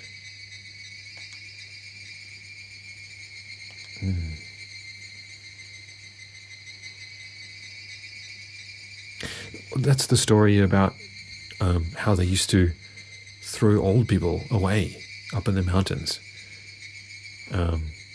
Old people that weren't able to work anymore. It's a legend that was passed through old, poor villages. That's amazing, Toru, Marty said. Don't treat me like I'm stupid, I thought.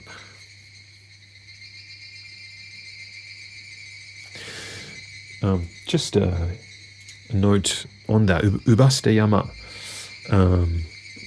is like a real thing. And it was, yeah. I'm not that, I don't know a whole lot about the actual history behind it, but it's like a word that's kind of, remains in the dictionary for like this custom in rural villages where they used to kind of take the elders of the village, the older people who were kind of a burden on the village, and kind of take them out of the village and leave them up on a mountain somewhere to kind of just die. I think it's probably kind of like intertwined with spirituality and that kind of thing. But there is a pretty famous movie, Japanese movie called The Ballad of Narayama, which there's actually two versions of it, both of which are very good. That kind of like tells the story of one of those villages. So I would definitely recommend watching that movie. One of those movies, if you're interested in learning more about it. It's quite a famous kind of custom, I think, in Japan, like kind of throwing out old people on mountains. Yeah, but Ballad of Narayama. There's like an older version of the story by Kinoshita Keisuke, I think, the film director, and a newer, updated kind of like semi-experimental version of it by, I can't remember his name. It's the same director that did like Insect Woman, kind of like 60s, 70s director, kind of new wave. Anyway, and both of them are very good.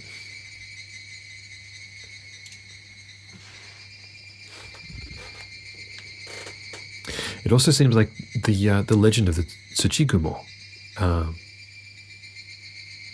kind of has been left behind at the Amihari Jinja as well.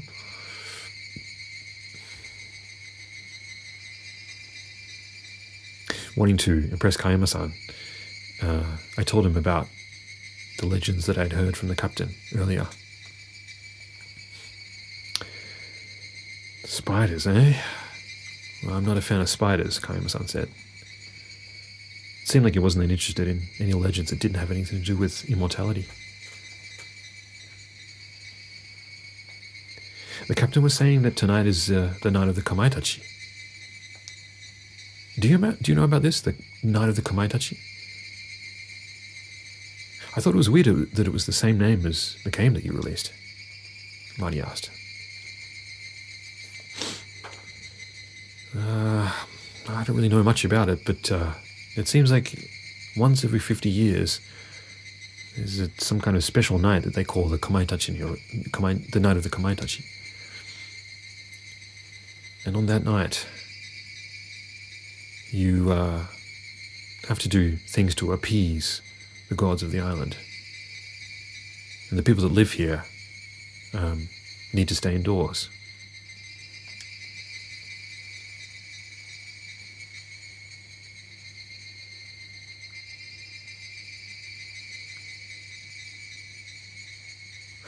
There's these stories about on the night of a festival, angry gods, chaotic gods wander around the villages and make humans into sacrifices. It seems like Marty and Kayama-san had a lot in common in terms of old legends and whatnot.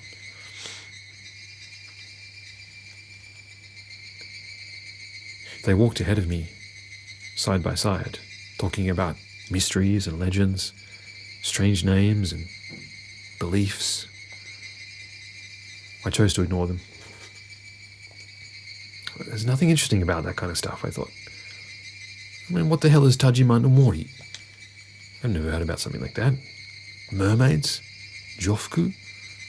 What is any of this? I found myself getting annoyed. And then I suddenly saw the mansion again.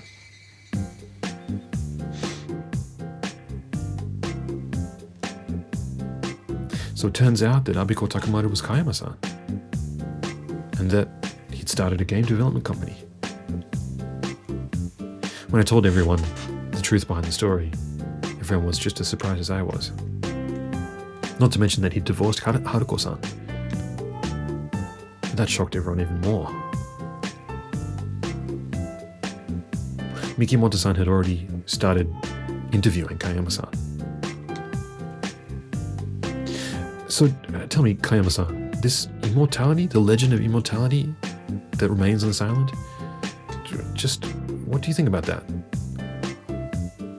Do you think anything like that could actually truly exist? He asked. Well, let's not get ahead of ourselves. Maybe let's just say, like, there's a possibility. But, we should keep this on the down low for the time being, he said. But if it's true, then that's a big news story, if you know what I'm saying, Mikimoto-san said.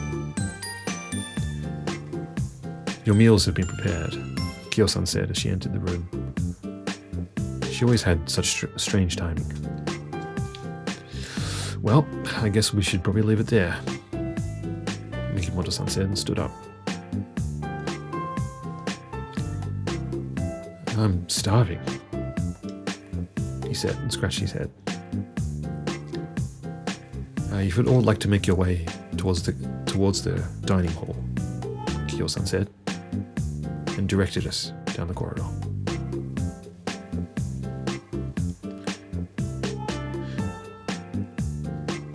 Toru, I'm just going to leave my swimwear up in my room. You go on ahead, Mari said. Okay, well, I guess I'll do the same. It was just Mari and myself that made our way up to the second floor.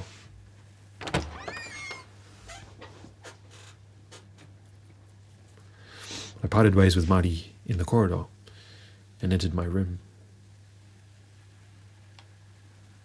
I put my bathing suit on the back of the chair and then went to leave the room. It was Mari's voice. I leapt out of the room and ran towards Mari's room, down the corridor.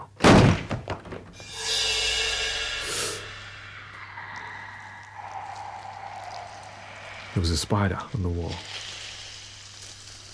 Its torso was about 70 centimeters in length. It was giant.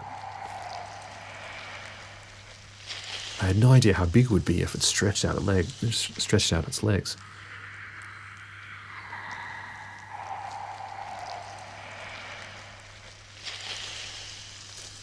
It was stationed on a giant spiderweb that hung down from the roof. It seemed to be staring down at us.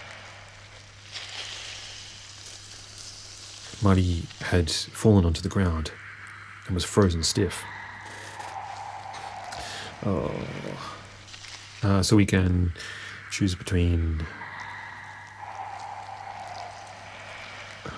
kind of going to protect Mari, or telling Mari to go out into the corridor and change positions with me, or tell Mari to wait and run to the dining hall. I guess we could go to protect her, I suppose. Mari, quick, over here. I went to go and protect Mari. Mari, go to the dining hall and call everyone. What are you going to do? She asked. I'm going to try and deal with this thing. Be careful, don't touch it or anything. Mari's voice was shaking.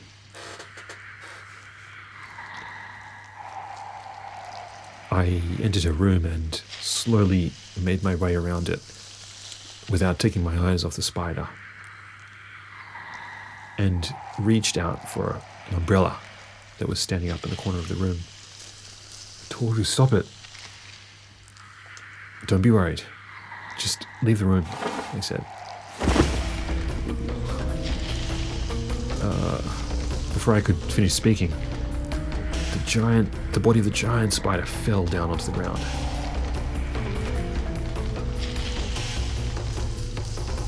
The spider moved all of its legs in different directions and moved at unimaginable speed directly towards me. I pushed Mari outside of the room into the corridor.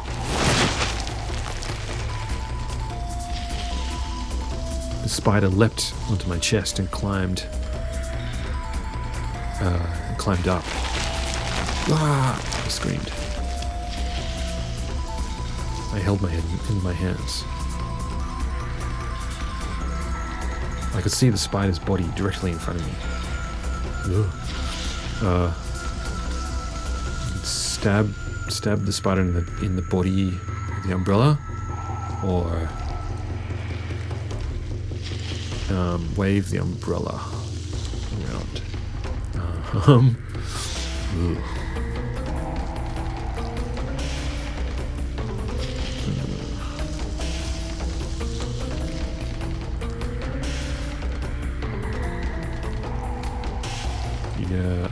I don't know, maybe code B with waving the umbrella around? Aiming for the body of the spider, I waved the umbrella around. However, I couldn't believe what happened.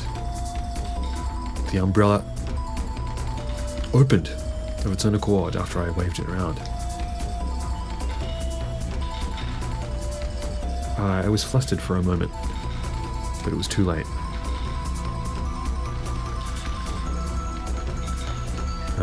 With the umbrella opened next to me, I felt myself being wrapped in a thread. And then I felt my mouth being closed by its front legs. Something filled my mouth. It was kind of a weird, oozy sort of sensation. It was bitter. I wanted to throw up, but I could hardly breathe. And without even thinking, I swallowed. What on earth was it? It passed down my esophagus and into my stomach. What on earth was it?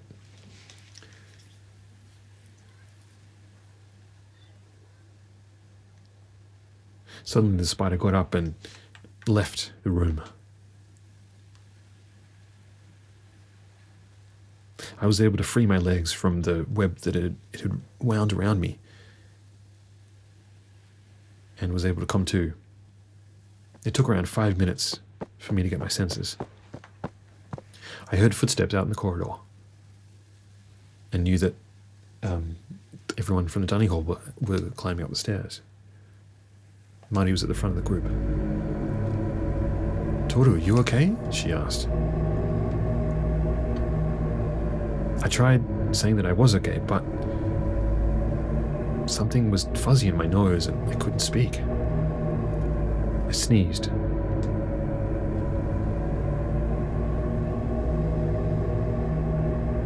I wiped my nose and a load of mucus came out of my nose.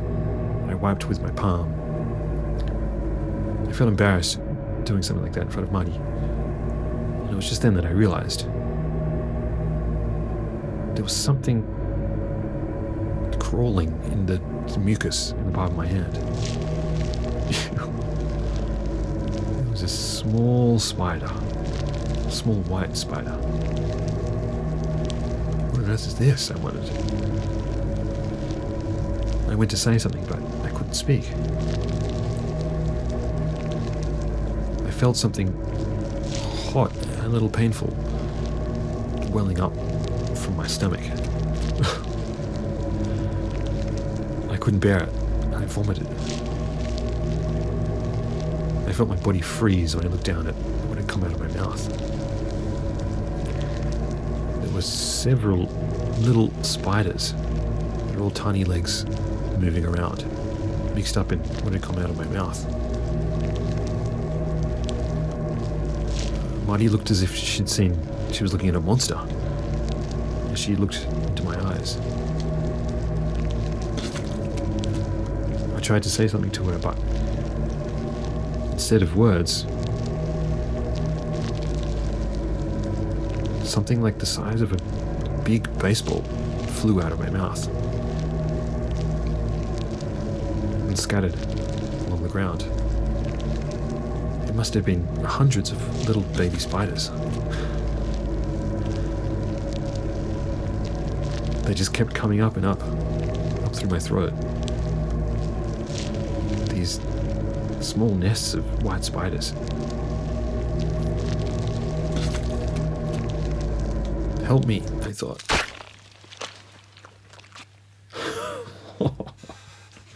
That was gross. And a bad end, obviously. Okay, so what do we do about these spiders? I'm just going to save it.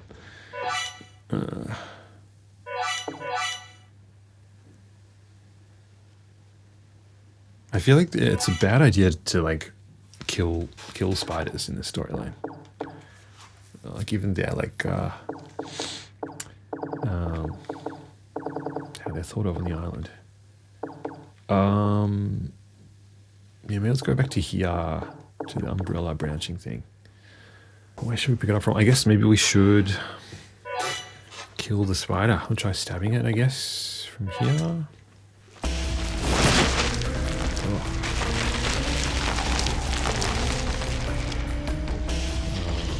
Go away here.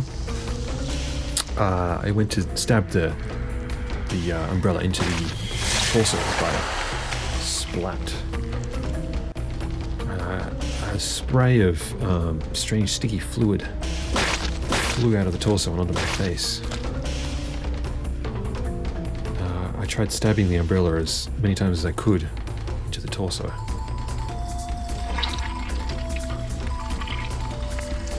Ooh.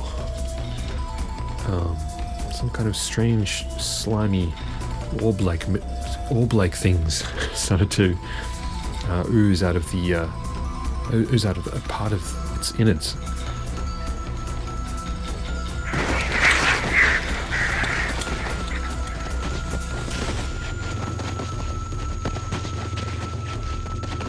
I felt 4 of its front legs scratching at my chest.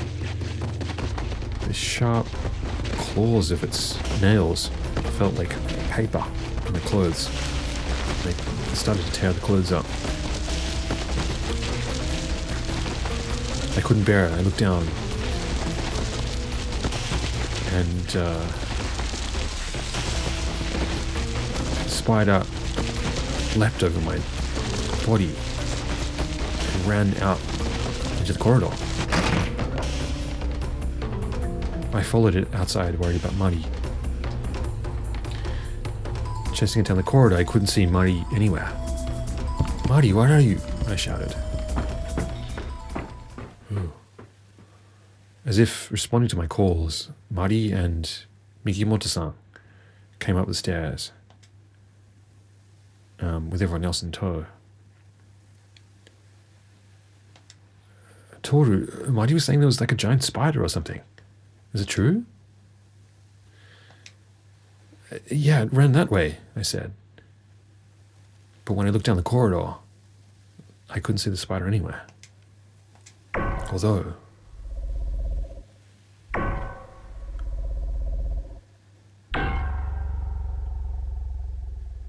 I could see the fluid it left behind from its wound, left by the umbrella.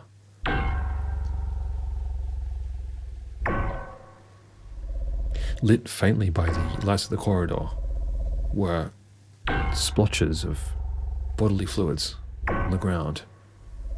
It seemed to almost fluorescent. As we followed these fluids, we reached the end of the corridor, the room at the end of the corridor. I guess it's in there, I said. Kobayashi-san said. It had to be true. But the door was closed. There was no way that the spider could have opened and then closed the door. You're telling me there was something as monstrous as a giant spider here? Koyama-san said. That's right. Look, you can see its fluids. We're not lying. I saw it with my own eyes, Marty said. So how come it just disappeared? Just like that, out of thin air. Alright, let's just backtrack and let's say that there was a spider there. But even if it was big as you say it is, I guess the biggest a spider could be realistically would be probably at about 20 centimeters. Suddenly Kayama-san cut himself off and looked at his hand, turned his wrist over. What is this cold thing? Kayama-san looked up at the ceiling.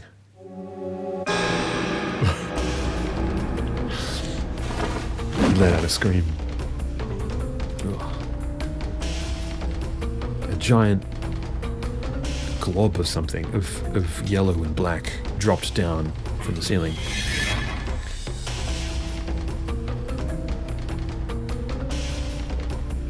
Arching its front legs, it stood up like some kind of saw, some kind of sickle, and lurched at Kayama-san. Kyo-san stepped forward.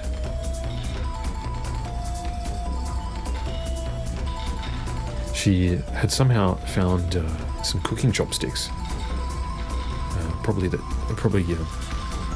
she'd procured from the kitchen.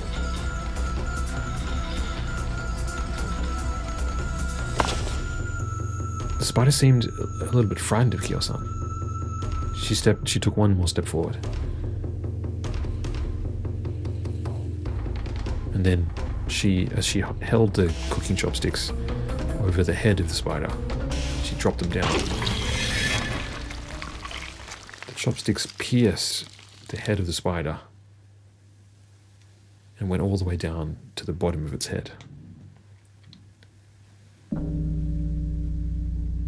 Is it dead? Marty said, but nobody answered. What the heck is this? Nobody answered Kayama-san's question either.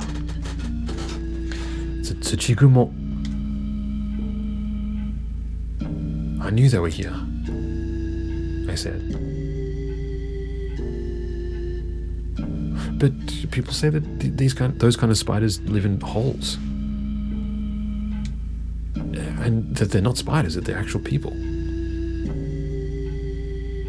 Marty, as the longer Marty spoke, the quieter her voice grew. The corpse of the giant spider before us told us everything we needed to know. Could it be that this is... Marty started saying. Maybe this is some kind of huge discovery. Something that could overturn what we know about archaeology entirely. About anthropology.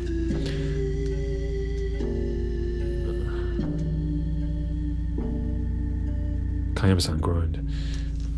I never thought there'd be actual spiders called tsuchigumo.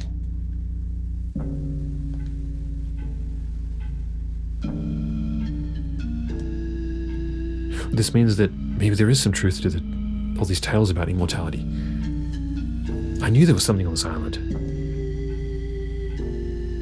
I started to gain a little bit of interest as well. What are you talking about? This is no time to be pleased.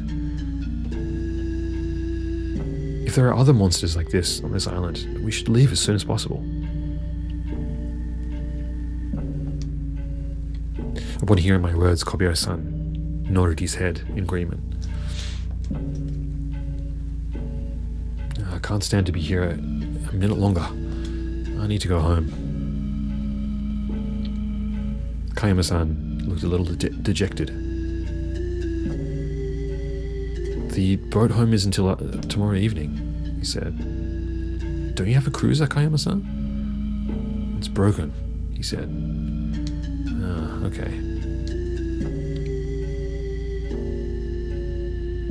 This meant that we had to spend the night here in this mansion, on this island, with monsters potentially prowling around. There's a phone, isn't there? Koya-san said. Why don't we call someone and get a ship sent over as soon as possible? There'll be nothing to it, he said. Well, about that, Kayama-san said. Because this is such an island that's so far removed from anyone else, there isn't really any telephone. No cell phone signals reach here either. There is a wireless transmitter on my cruiser though. Maybe we can contact someone with that. Please hurry, Kayama-san.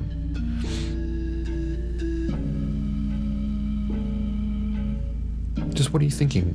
Calling people to your island? There's no methods of communication.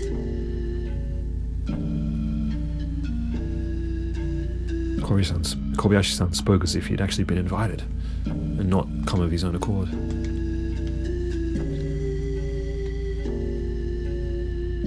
I understood how he felt though. When faced with such an awful monster like this, right before your eyes, anyone would want to go home. Now, just wait a sec, Mikimoto-san said. You know, I'd always thought of immortality as fake as well, you know? But seeing the spider, it feels like anything on this island could be possible. If the truth to immortality actually exists somewhere on this island, I don't think I want to go home. Are you interested in immortality, Mikimoto-san? I asked. He laughed.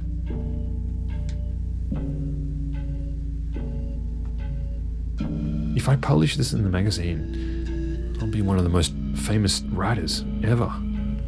I could be on TV even. Mikimoto-san, aren't you scared of spiders?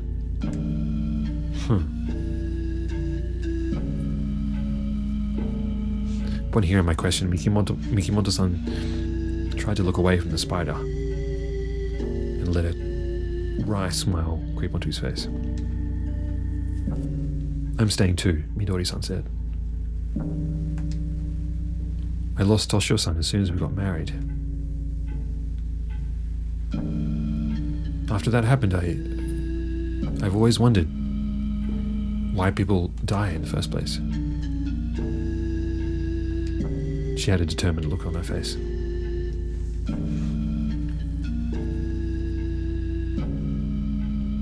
All our science and technology is so advanced,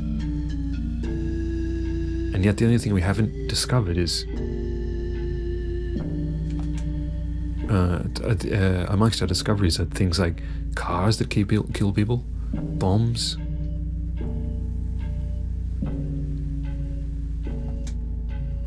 that take on the appearance of power stations, tools that kill people left and right. Why don't we use science for something like immortality instead? We can say we are using science for immortality. Or tell her that there's no meaning to it, or stay silent.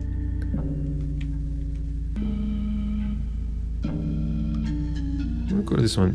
Here, like we tell Midori-san about our perspective on life. Maybe this could be interesting. Well, there's no meaning to immortality, I said. I started speaking about my perspective on life. Just because living a a long life means it'll be a good life. It doesn't mean it'll be a good life.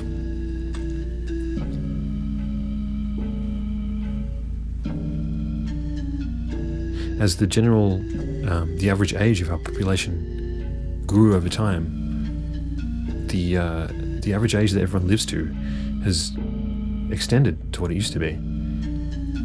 But as a result, a lot of elderly people in our society lose their mental health. And there's the problem of nursing, pension. A lot of things happening as a result.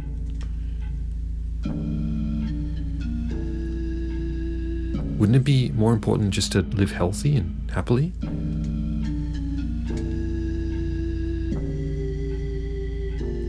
Midori-san looked a little sad as I was speaking.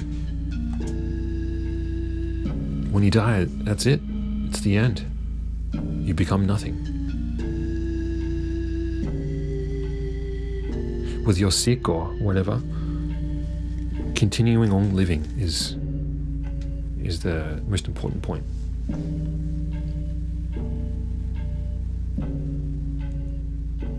But the thing is, a single life that can live on and on would upset the balance of nature.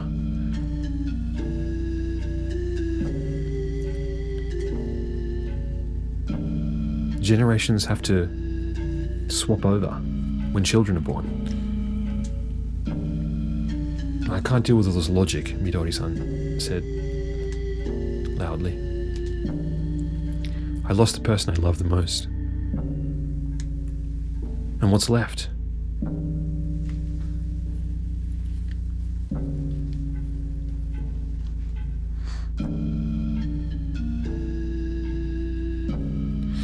I want Toshio-san's life to be restored, even if it means exchanging it for the lives of everyone else in the world. Midori-san's voice started shaking. Generational exchange? The balance of nature?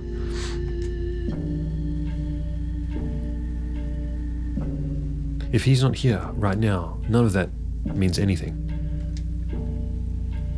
Isn't it natural to want the person that you love to live? Humans are nothing without love. And immortality is the return of the love of a human. So it's decided then. Mikimoto-san and Midori-san are going to remain. Kobayashi-san, Toru, Mari-chan, you'll all go home, Kayama-san said. But Mari shook her head. Don't decide for us, Kayama-san. I'm going to stay too, she said. Mari, what are you going on about? I said.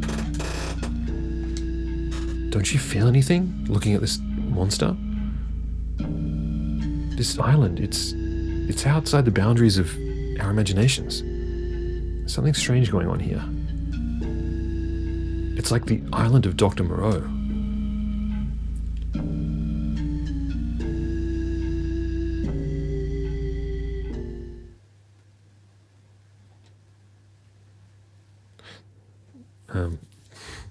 I said. And then Mari responded.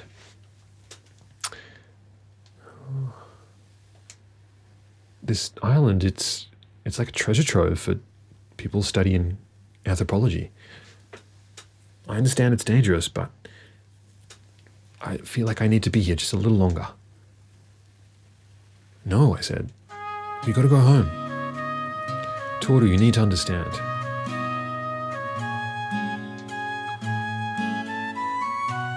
When I moved to Hokkaido, I had to drop out of university, but I really wanted to continue studying.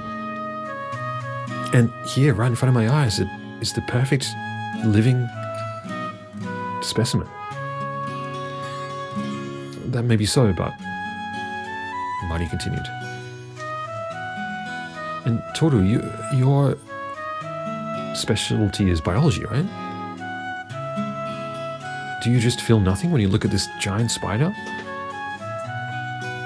Oh, I feel like it's a huge, disgusting monster, I said.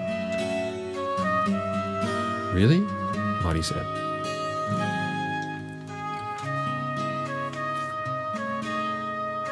I agree with Toru, Kobayashi-san said. As your uncle, I can't leave you here by yourself. We need to go home together. It was unlike Kobayashi-san to have such a strict expression on his face.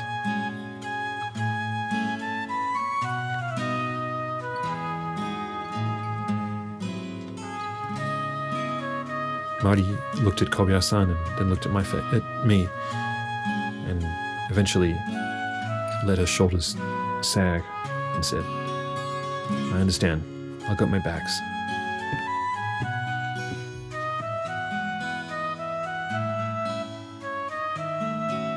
And she left in the direction of her room. Did I say the wrong thing? Maybe I ignored her feelings about dropping out of university. Maybe I was too pushy.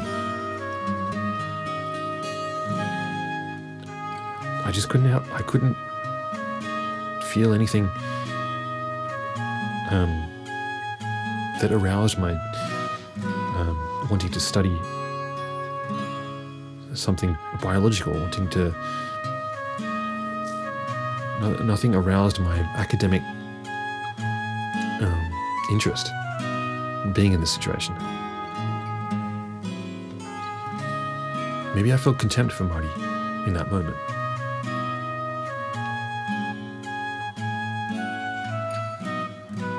Looking at this giant spider, this thing that could potentially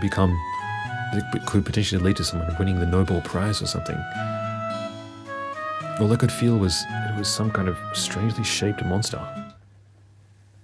Toru, come quickly. It was Marty. I ran to her room. What's wrong? I said. Over there. Over there, that... As I followed the direction of her shaking finger, I saw the spiderweb from before. It was so beautiful it was unsettling. Some kind of strange geometric shapes drawn into the web in several places. The light was shining on it just so. It seemed like some kind of graph, some kind of symbol.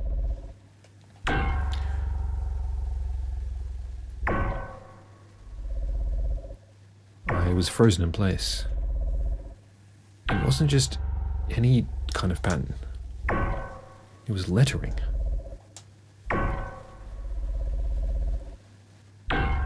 1, 2, 3. There was in total about 10 letters that were written horizontally into the web. Afuna hisotoku kaeshi. Afuna hisotoku. Afuna hisotoku kaeshi. Kaeshi. What does this mean? Afuna hiso. Afuna hisotoku kaeshi. Toku kaeshi. I don't know if that makes any sense. That was what the letters said. I was sure it was some kind of secret phrase, some kind of code. So we can try reading it. Huh? Reading one. Reading it so that it jumped over every second word, a second letter. Read just every second letter, or reading it backwards, or tried putting words to it. Okay. If we read just every second word, anasokue. Anasokue. That almost makes sense. That means like to the bottom of the hole. Could be that. B, if we read it backwards, it says rehe kakuto sohinafa. That doesn't mean anything. This doesn't really seem plausible either. It's just gonna yeah, I'm gonna go with this one. This one makes sense. I tried reading only every other letter. Hanasokue. The bottom of the bottom of the hole. Huh? Hanoksot mucus? No, that wasn't right. Huh? Fuhitokare. That didn't make any sense either.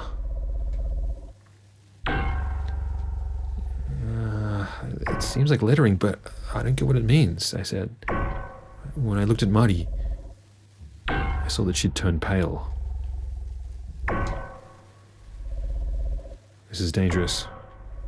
We need to go, she said. Is this like some kind of warning? I felt my legs shaking. Maybe that spider was trying to tell us something.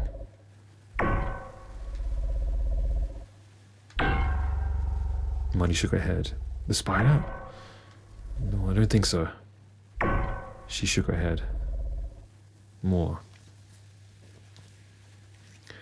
We carried the corpse of the giant spider down into the basement, into the boiler room.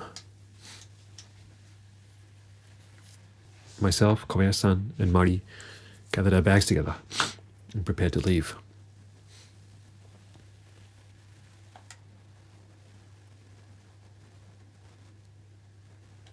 We'll need to call for a boat using the wireless, so I'll go with you down to the ocean. But what do you think about having something to eat before we do? Kaidan seemed unusually happy.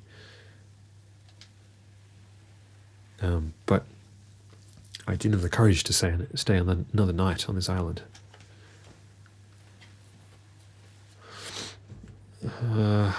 Well, if the sun sets and we miss the boat, we'll be in trouble. I guess you're right, Kayama-san said.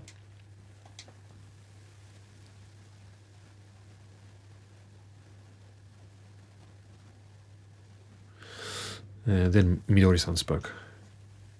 I'm sorry, I'd like to see you off, but I'd hate to let a meal go to waste. Mikimoto-san spoke next. Yeah, it's pretty far down to the harbor. I'm not sure I can make it. I'll see you some other time.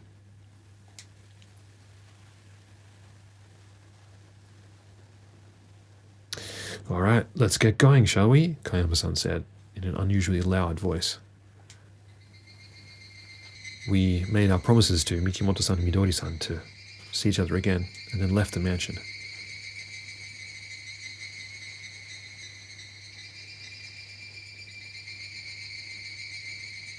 Mari seemed very disappointed that we decided to leave.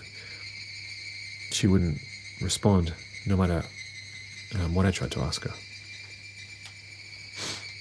As we were walking, Kayama-san spoke. I wonder where that spider crawled in from. We can say the entrance, the window, or the basement.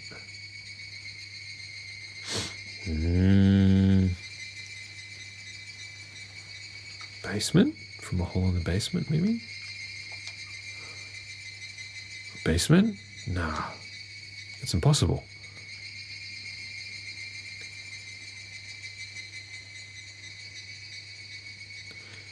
There's no way a spider could burrow through the ground, right?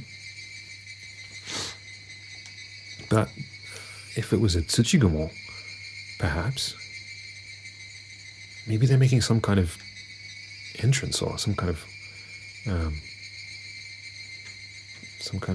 transport corridor or something there. Oh, I doubt it, Kayama-san said. He looked a little disgusted. Let's just be careful, all right? And not to mention that lettering on the spiderweb. Oh, yeah, that. No, I saw it too.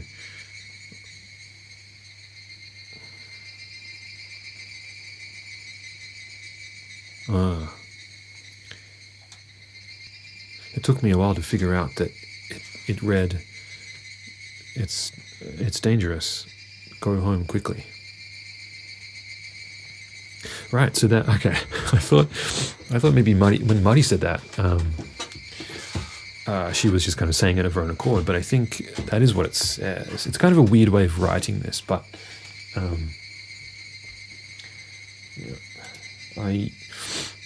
the lettering on the web like uses all katakana, which is like kind of, it's like a shorthand, I guess. And like it says, the katakana lettering just says like afu na hiso toku kaede. I felt like the last one said sheep, but it wasn't sheep, it was ne. Afu na hiso toku kaede. Which actually means, what actually is meant to be pronounced like abunai zo toku kaede. Which means danger, leave quickly. So there you go. It's you can actually read it properly. You don't have to kind of, it's not like a code or anything. It's interesting.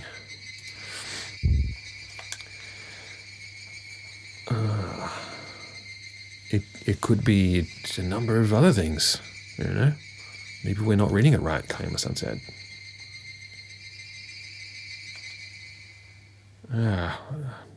It just doesn't make any sense, I said in response. Before we knew it, we were down on the beach. All right, I'm going to go make a call on the wireless, so just wait here a bit, would you? Kayama-san said. And entered his big cruiser.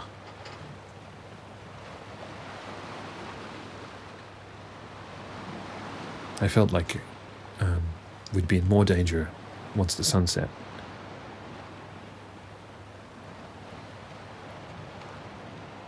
We intended to wait here for the boat to come pick us up.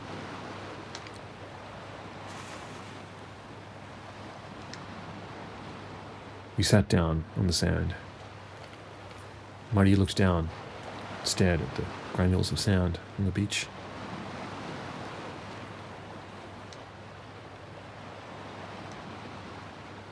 I tried speaking once again to Mari.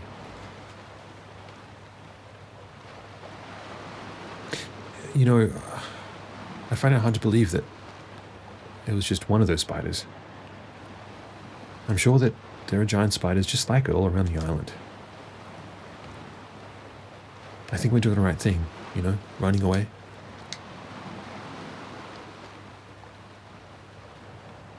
All she did was furrow her brows and tighten her lips. Oi, the wireless. It connected. I made a call. Kayama-san was standing outside his cruiser, shouting over it to us.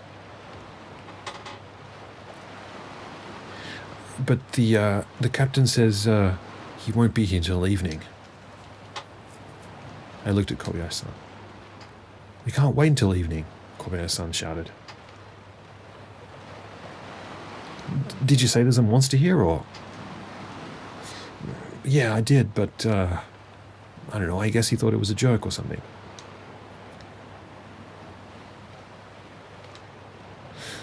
Well, in any case, we're changing our plans from tomorrow evening to tonight. In any case, the boat's not going to be here for a while. Why don't we return to the mansion? It'd be better than waiting here. It's going to get real cold once the sun goes down. The Kobayashi-san was in strong opposition. I'm sorry, but I just can't return to a place like that. I don't want to become feed for a spider.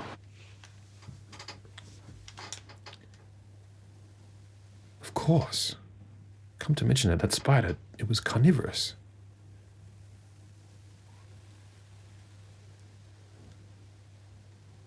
It had butterflies and mosquitoes and flies and all kinds of insects tied up in its web. And it would use its bodily fluids to...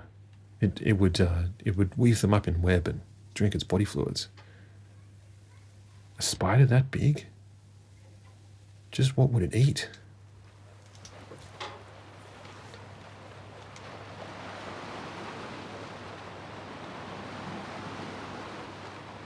Well, you can just do what you want, Kayama-san said. Toru, Mari, I do apologize for not being able to be as hospitable as I could be. Next time I'll call you down to Osaka and we'll have a meal together.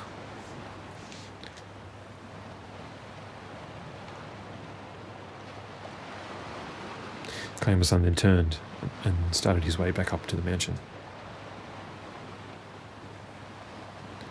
It was just then that Mari, who hadn't spoken a word since we left the mansion, looked up in Kayama-san's direction. Kayama-san, wait. There's somewhere I want to go. Mm-hmm. Kayama-san turned around. The village, Sokomushimura. They say everyone that lived there died out during the Edo period. I just want to take a look. It was the place that Kyo-san had said never to go near. Mari, I said. But she just glared at me. The boat's not going to be here till evening anyway. We got free time until then, right? Just let me have this last thing. Okay, I want to go to the island as well, so we can go here. We can choose to say but, or say like, okay, I'll go with you. I think it would be here, I think. All right then, I'll go too. There was no way I was letting her go by herself. Thanks, Toru, she said, her old smile returning to her face.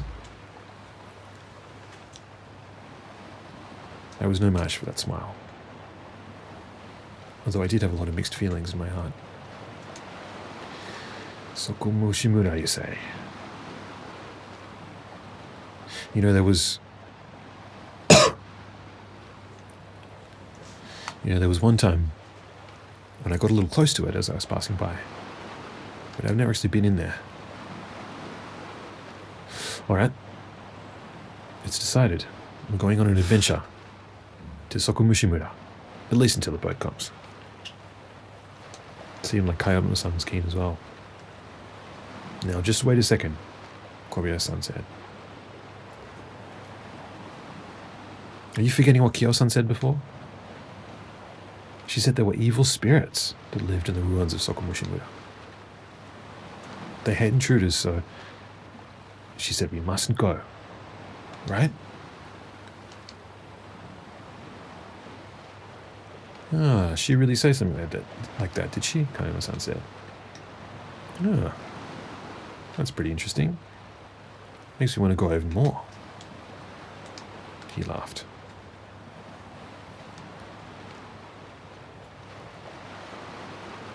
You know, Kyo-san also said that there was enough evidence to support the legend that had been passed down over the years. I'm inclined to agree with her.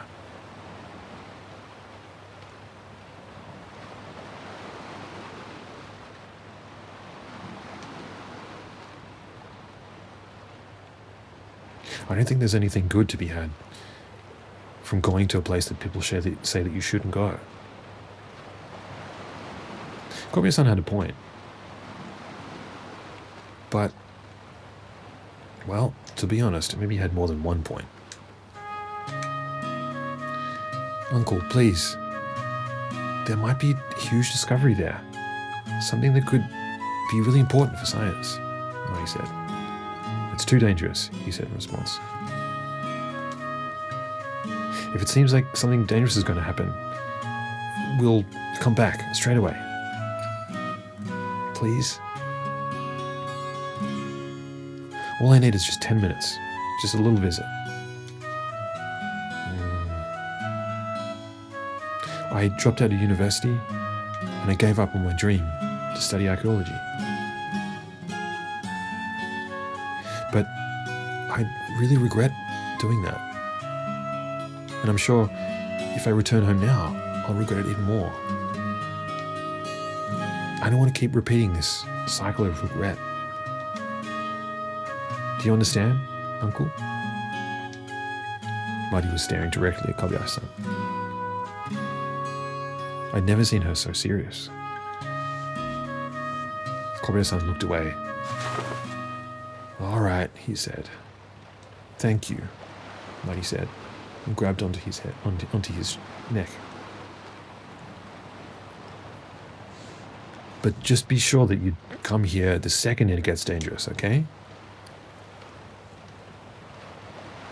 I don't think it'll take much time at all. So you just wait here, okay?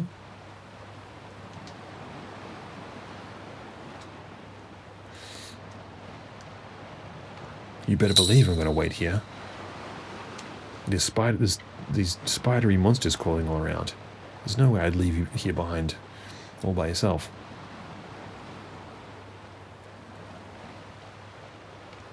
Kobayashi-san talked reassuringly, but it was obvious that he would flee at the single sign of danger.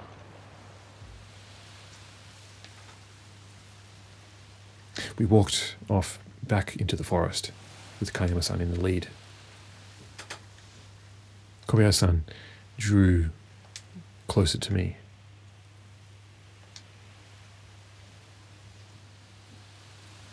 You know, I'm pretty worried for you, all the pressure she puts you under. She's very strong-minded, you know, he said. Well, I didn't at first know what he was talking about. But I saw him put up his thumb and laugh subtly. And then I knew. Don't worry, Kobayashi-san. I'll protect Mari.